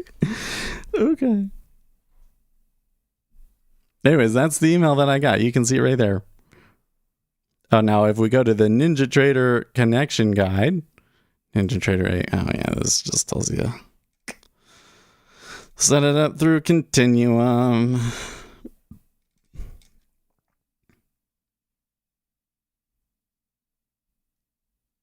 I don't know what to do because it was thick. Well, maybe that's why they said something, is because they knew that they had some sort of piece of background check that suggested that that was false. That's funny.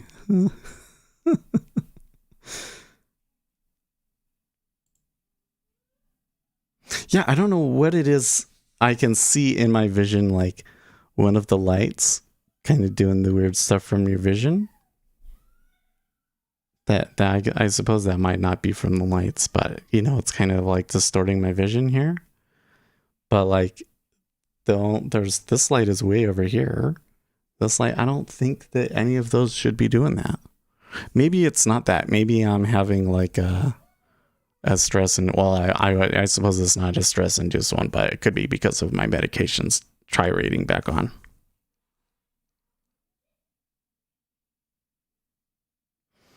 IG, wait, who's IG? Write your email out. What do you mean by that?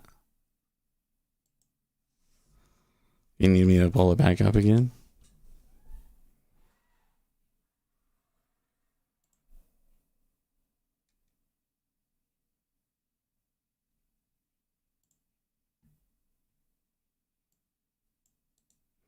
Here's what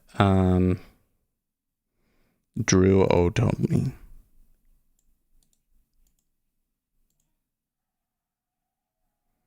I'll paste it.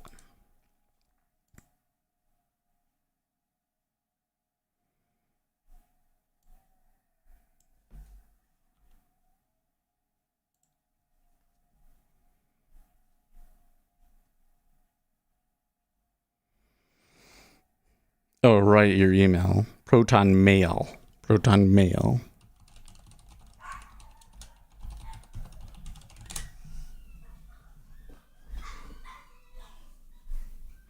You can there's also a contact form on my website. I think that's how a lot of people get in contact with me. Oh, I've gotten so many emails from like people looking for some sort of an affiliate deal. And I don't know. There was one that I thought was kind of interesting, but I still don't think that I could go in and support it. Like I'm sure some YouTubers are probably just like any affiliate thing that I can get, but for me, if I'm gonna do an affiliate thing, it really needs to be a product that I strongly believe is like worthwhile for every one of my subscribers. Like the News Squawk and Jigsaw. If NinjaTrader had the ability to do affiliate links, I would do them with NinjaTrader too. But like the combines, you know, like I had one with Earn to Trade for a long time, and then I kind of regretted doing that, right? Not that I have anything against them, but I feel like I shouldn't do affiliate links for combines. So, and I'm always tried to be super clear. I mean, I never done it. This is the thing that is just like so frustrating with me, is there's been a spat with some other vendor, and this guy will do marketing where he'll like pay people to come in, or ask them at least to come in and say stuff, and then they don't divulge. What was the word? You know, they don't say that they have this relationship with this person, or that they've been paid to promote it, right? They don't disclose, sorry. They don't disclose their relationship with the vendor. So he's all complaining, well, how come these people get to talk and I don't? Because they don't try and post information without fully disclosing everything that you need to disclose, right? So then they get all mad at me for doing Jigsaw affiliates. And I'm like, I mean, it's an affiliate link. There's nothing wrong with an affiliate link. You all know it's an affiliate link, and I've properly disclosed it all. It's like, I've done everything right, but I still get shit for it. It just drives me crazy. Not to be oh, okay. You sent it to me. Okay, so let's go look.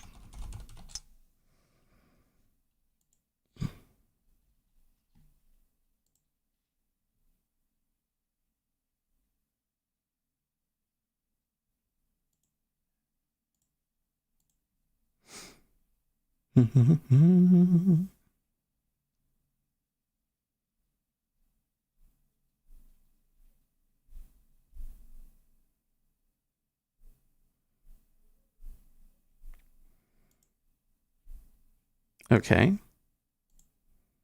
Oh, you just sent a picture of it.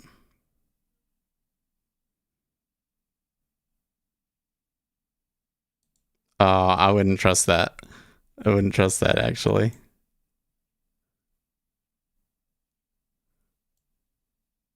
Your market data enablement request was received. However, the live trading username you submitted did not match our records. Your live trading username is what you use to establish a live market data connection through CQG Arithmetic. This username was, yeah, okay. Please resubmit your market data enablement request. MDE. Now that's interesting. Was it ninjatrader.com/MDE?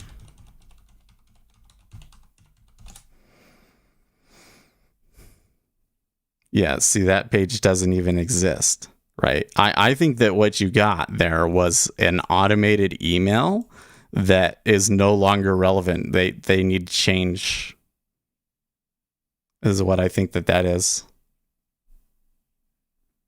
So I'm still going to say that I'm pretty sure that you can't get Rhythmic through NinjaTrader clearing.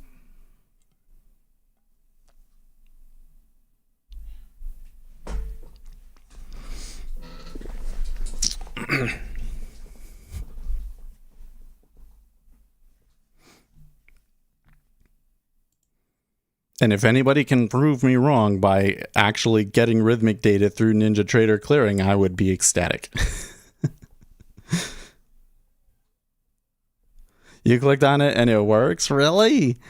No, I tried typing that in and didn't. Maybe it was because of capitals. Let me try again. Let me pull it. It was ninjatrader.com/MDE, right? Ah, yes, it does have to be capital letters.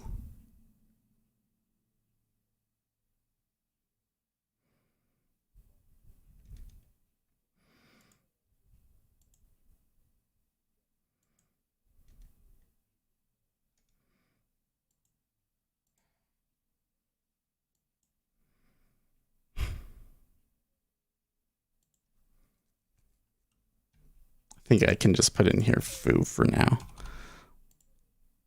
Acknowledge. Blah, blah, blah. I acknowledge. Next.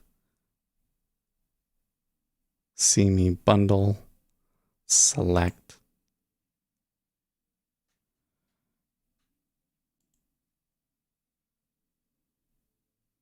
No, see, it doesn't, when you do that.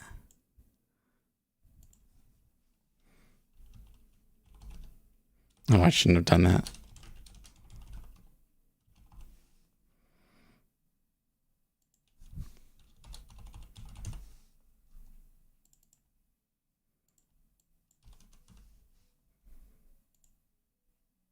Oh, I didn't select my status.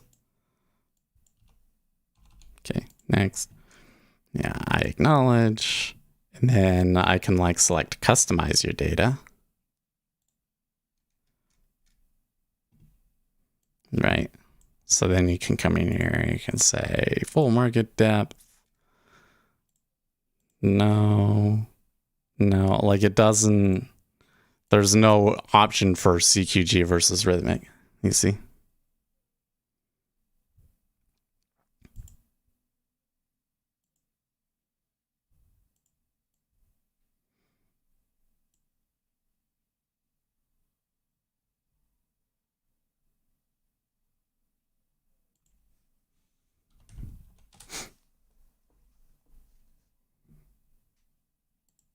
I'm disappointing him is what's going on there. He's like, oh, maybe you're right. Maybe I can't get rhythmic through clearing.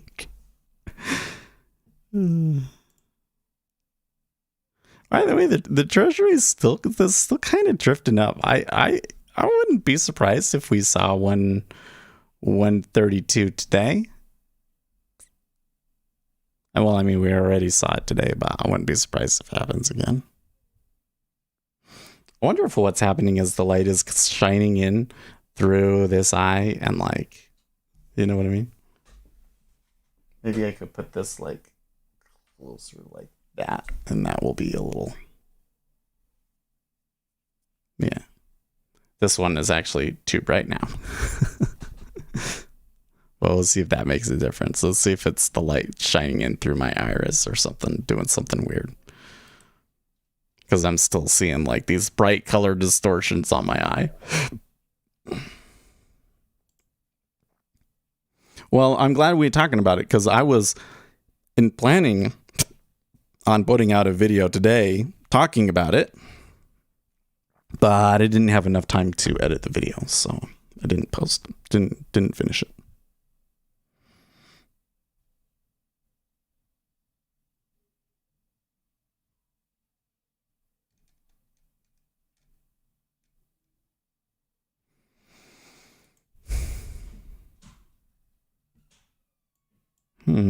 Kids coming over, huh?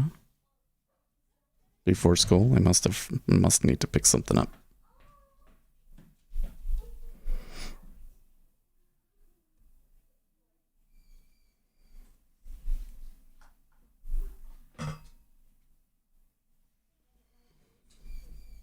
All right, that's a little better.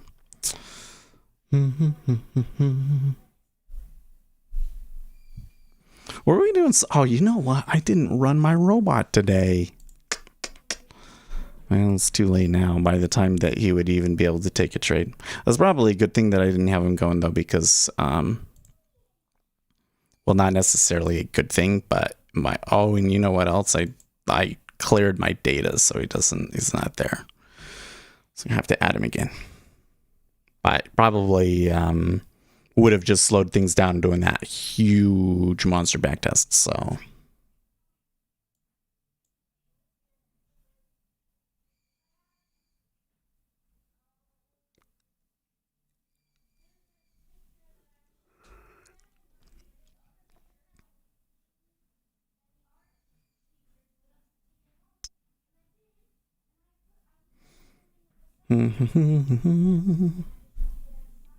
Crypto exchange Bitfinex just paid $23.7 million, not just $23, $23.7 million in transaction fees to send $100,000 worth of Tether in what was presumably a bit of a slip up. What?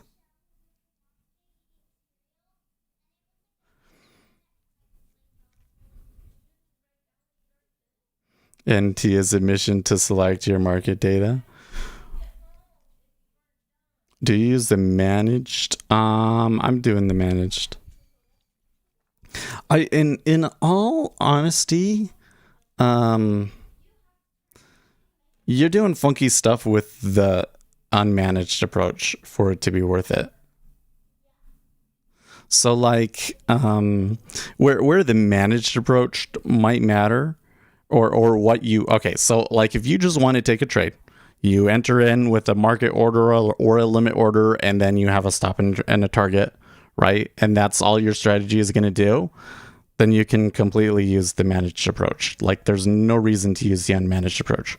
Where you want to use the unmanaged approach is if it's like, I want to do something sneaky where I place the order on there and then I move it around 6 times, and that sort of weirdo thing, like you see some of these scalp robots do.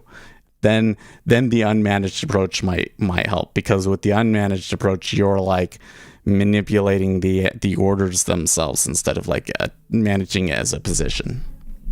So I've never really, and not only that, but I'm not so sure that the managed approach, unmanaged, really you can really back test. So I've never had a need to use the unmanaged approach. I do remember it being in an indicator once, but I think that was because you didn't have access to the managed approach from it. But yeah, I don't think very many people use the managed approach.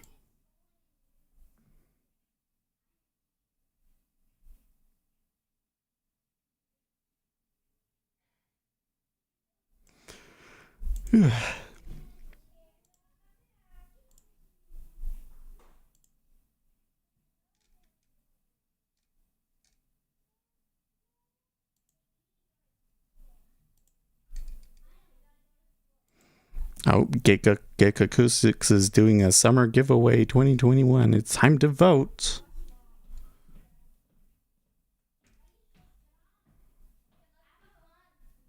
Let's see what they got. Who's got the best looking? I mean, that's not bad. That's not bad. I think he's got, like, he built a little nice looking wood panel thing for his ceiling one. Oh, maybe that's what I should do. Because when I talked about hanging them, my wife was like, no, absolutely not. Absolutely not.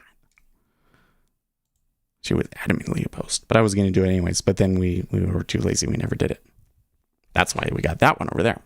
But I should get some more here sometime. I don't know. None of them are actually all that special. Well, that one, that's special. Look at that. He put lights up above them. That's cool. Maybe you should do that. That's not a bad idea, actually. It's not in the right position, though. I could move it, I suppose. I have a light right there, but that like doesn't work. It's got like a really weird LED digital light in it, and it just stopped working for some reason. But I was thinking like I should get, maybe someday. I think that I'm not now, but maybe someday it might make sense to have like big soft like real lighting come from the ceiling, like soft boxes and stuff, and then I could use that for the power, and but otherwise it doesn't make sense. People really like that digi diffusion pattern on them. Seems. Hey, look at that one. And it's just black and white. They just fooling. Now, does anybody have a special desk? I think if I decide to spend any more money on my setup, look at those speakers. Those look nice. If I spend any more on my setup, it needs to be a child-proof desk. If I could get this room to be child-proof, I think my life would be so much better, because then I could potentially like work on something and still, have to, because the issue is that if I start working on something in here, that baby will come in and there's just too much stuff for him to mess with, you know?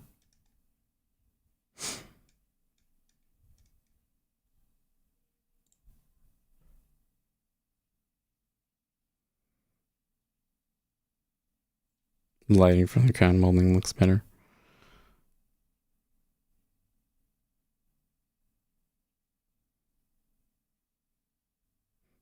Unmanaged sure is complicated if you're going to start from scratch, seems to me anyway. Yeah, it really is.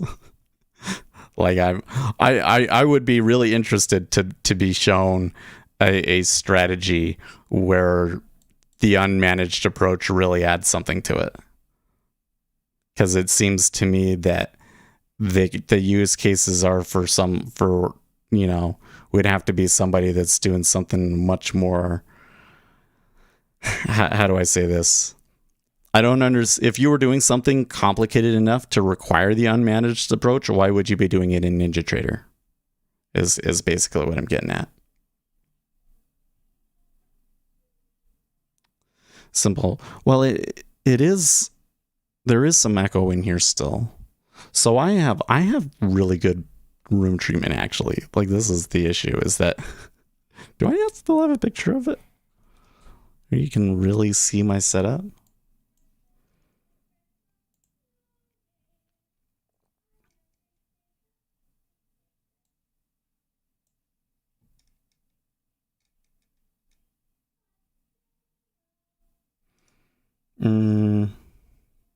Isn't that the best picture? Okay, so I've got 3 monitors, right? And then I've got my audio speakers behind me. And then these black things over here on the wall is the room treatment that I've got. So I have, room treatment for like producing is what I did. And it makes a big difference. Like when I remember when we got that, oh my gosh, like the echo in this room is reduced so much. But there's still like this whole wall on this side doesn't really have anything, and then on the opposite side there is the glass doors, the door to the room, and then so I could put some more treatment up, but probably what I should do is put a curtain that will go over the door, and that would absorb and diffuse it a lot and make a huge difference probably, because that's the biggest wall here. But I don't know. I only hear it on this mic. Like when I go through and I do all of my digital processing to remove like reverb in the videos, you can't hear it. And it seems like that you guys here on stream can't hear it. And I haven't had problems with you hearing what's going on outside for a long time either. So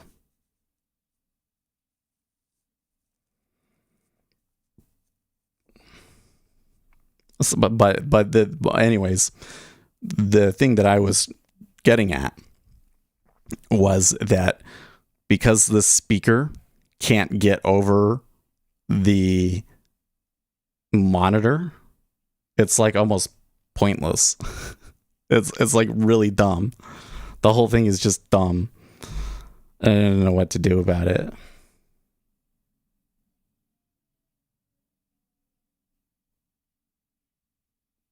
It's like I just need a completely separate setup for audio.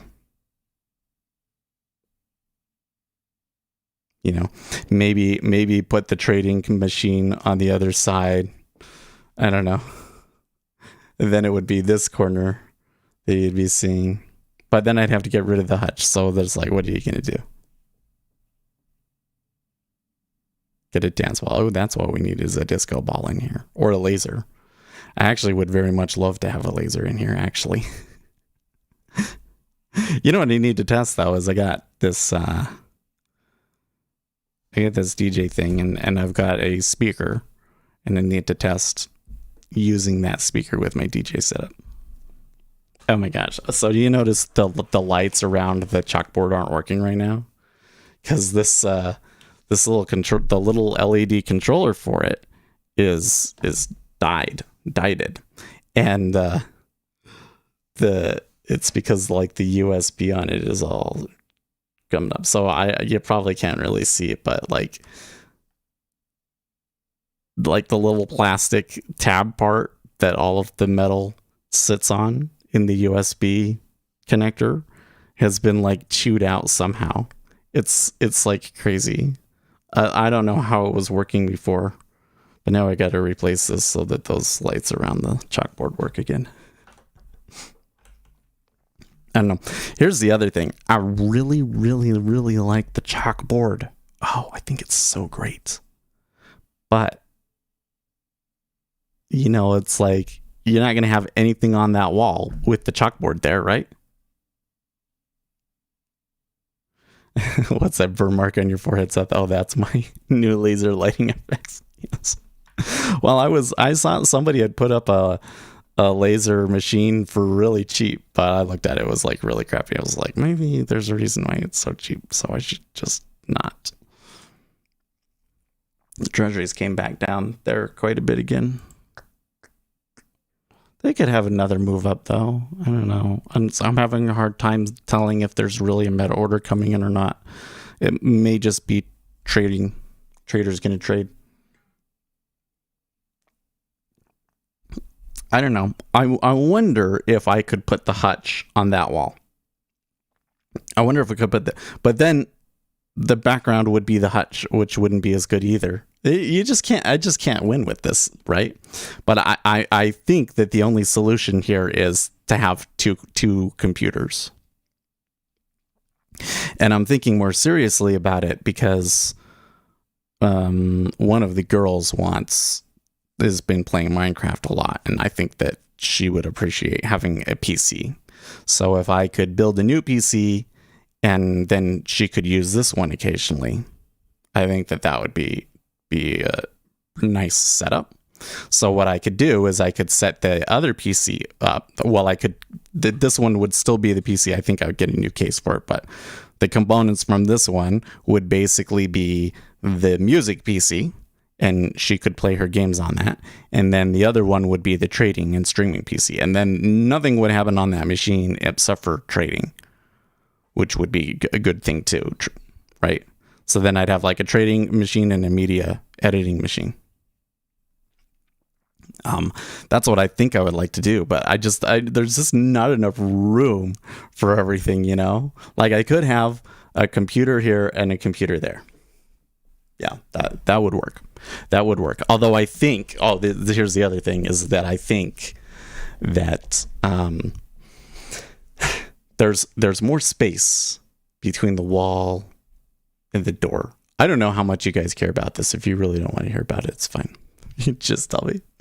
Ask me a better question. But there's more space between the wall and the door here than there is between the wall and the door on the other side. So if I was going to have a PC pushed all the way up against the wall, I would want it to be on that side, not this side. So I would probably keep all of this stuff here, and the trading PC would just be a little bit more simple of a thing, and it would be all the way up against the wall. And only far enough away that I could fit the lights. Anyways, that's the situation. Unless I can somehow find a way to get the hutch out of this room, but there's like nowhere to put it. There's nowhere to put it. And my wife is like, no, we can't get rid of it because where are you going to put the stuff that's in it? Which is a very excellent point. So I don't know.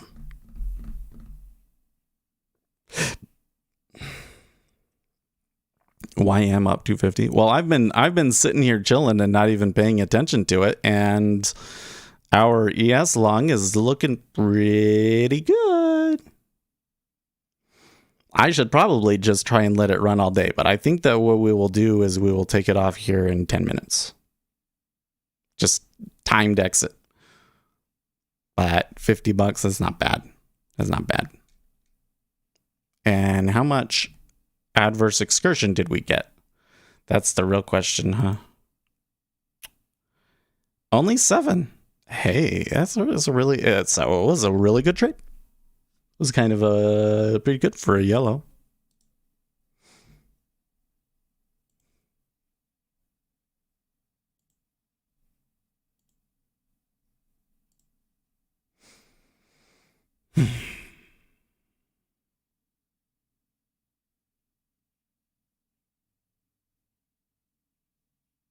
I want to hear why you guys took that long today where you did. I saw fractal strength, but trade went into pivot, 2-day VPOC, fractal bounce. I mean, I don't care about any of that stuff. All I care about is that I just know where it's going to go.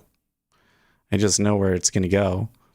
And all of that other stuff is really just like trying to reduce the unfavorable excursion. So the time that I took it, it was, what time was it actually? Okay, so it was 8 o'clock.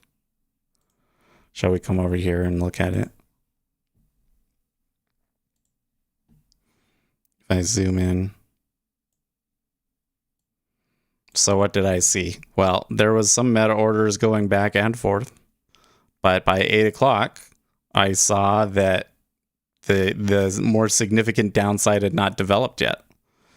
So I took it along right there. I guess I did have an excursion against me, so it wasn't the greatest trade, but it was good. But really, the only thing that I did that was good was that I knew that we were more likely to move up today. And that's all there is to it. Why don't you use CQG Mobile? I haven't looked into it because you have to ask them to enable it. And I don't know if you have to pay more. Because for me to connect to Jigsaw directly through NinjaTrader brokerage, they wanted to charge me extra. I was like, no. No.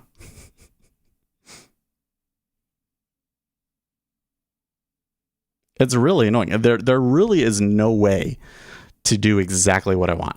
To do exactly what I want, NinjaTrader has to provide Rhythmic. Period. Because I could go to a different broker and use Rhythmic, but then I can't use my full NinjaTrader license, so I can't submit live orders with my robots or anything like that.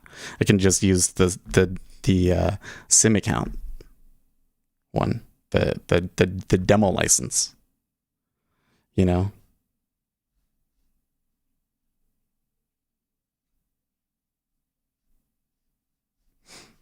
So it's going frustrating. But I tell you what, the whole data feed world seems really complicated. Like there really isn't very good resources out there about it, is there? Like you have to ask the broker these questions a lot of the times. Because they don't necessarily want to admit, that, oh yeah, you can't use Rhythmic data with NinjaTrader brokerage, and that's a problem if you want to use Jigsaw and NinjaTrader together. But I think that they're really diverging. Like Jigsaw is really trying to get away from the NinjaTrader ecosystem. Like that's why they made the charts. So what are you going to do? And it's not necessarily their fault. I mean, NinjaTrader was the one that set up the partnership with CQG and started limiting the data to all of the other types of market datas unless you were like grandfathered in and all that junk. It sucks, but that's just the way it is. Little gnat. I think I got him to go away though.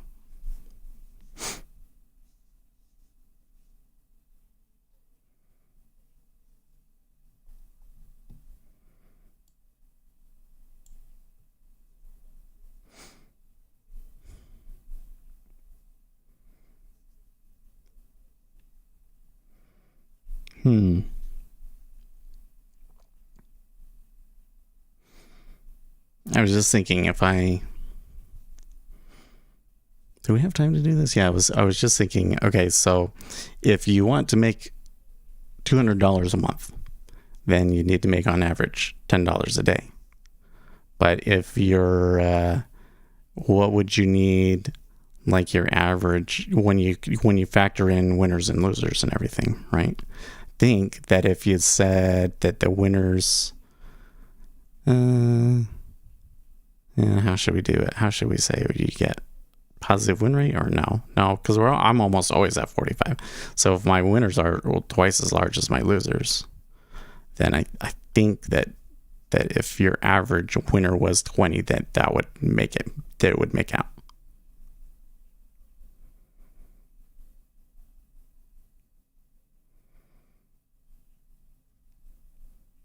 When I really need to review stats, comparing tools to naked trading, I'm more patient trading without tools, but I see enough reaction to tools causing concern. Well, yeah, but like the thing with that is that we see stuff all the time. It doesn't. But how do you know that what you saw is actually significant or not? You know, like I've seen some things here in the treasuries that kind of make me think that it's reacting to me. Like it really seems like it could be reacting to me in some instances. And I don't know why it would, but it's like I do the thing and then you see a change. Okay. How do you sit down and do an empirical study of that and say it's a significant thing? You know, like it's a thing that matters. Because even if it was like, it really was reacting to it, that doesn't mean that it has a long-term impact enough to really affect your profitability. You know what I mean? Like there could be lots of things that are truly more, consistent market behaviors, but you can't take advantage of them because there's just too much noise, and the noise cancels out whatever you make from the tiny little thing, you know? And I think that that's kind of where the bigger problem comes in. There's just so much noise that really there's so much noise that really the only thing that matters is like, where is it going to go? You know, like, is there a meta order coming in that's going to push us up or down?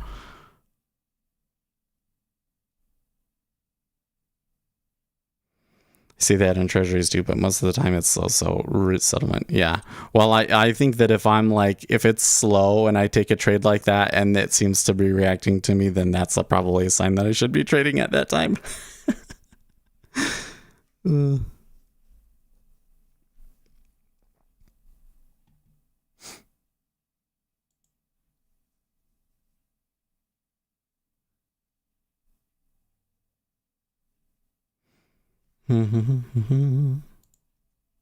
don't know. It does seem like that when I'm on the ball and I'm really using order flow well and I understand what's going on well, that I'm able to reduce my adverse excursion quite a bit. But overall, I think that my ability to come in and look at like the sentiment in the macroeconomic framework and determine which direction we should be going for that day is a much larger factor behind the success that I have had, in the later half of this year, more than anything. More than the reading of order flow. But at the same time, it's what I know about order flow and my ability to read the tape that allows me to be able to understand what they're going to do, because I've seen in the past so many times that, like, okay, when this happens, this is what it tends to look like. And when this happens, this, and so I can come in and say, okay, this is what they should be doing today. Does that match up with what I'm seeing right now? That's really important.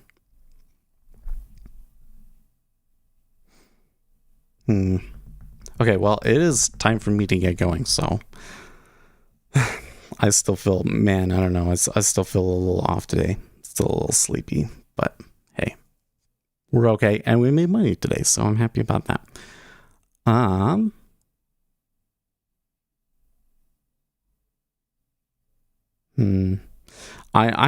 kind of have a way of measuring how much opportunity there is in the market now that is based off of the Kyle model that I think is really useful. So yeah, because you can also kind of look at that and say, okay, if we're going to go up to this spot, like say we thought the trade was 132, I can look at the current market conditions and how far away it is, and determine like what would be the optimal number of contracts that you would want to trade with that. And then I can start watching the cumulative delta and seeing how it's tracking. Anyways, I digress. I'll see you guys tomorrow. In the meantime, stay profitable, friends.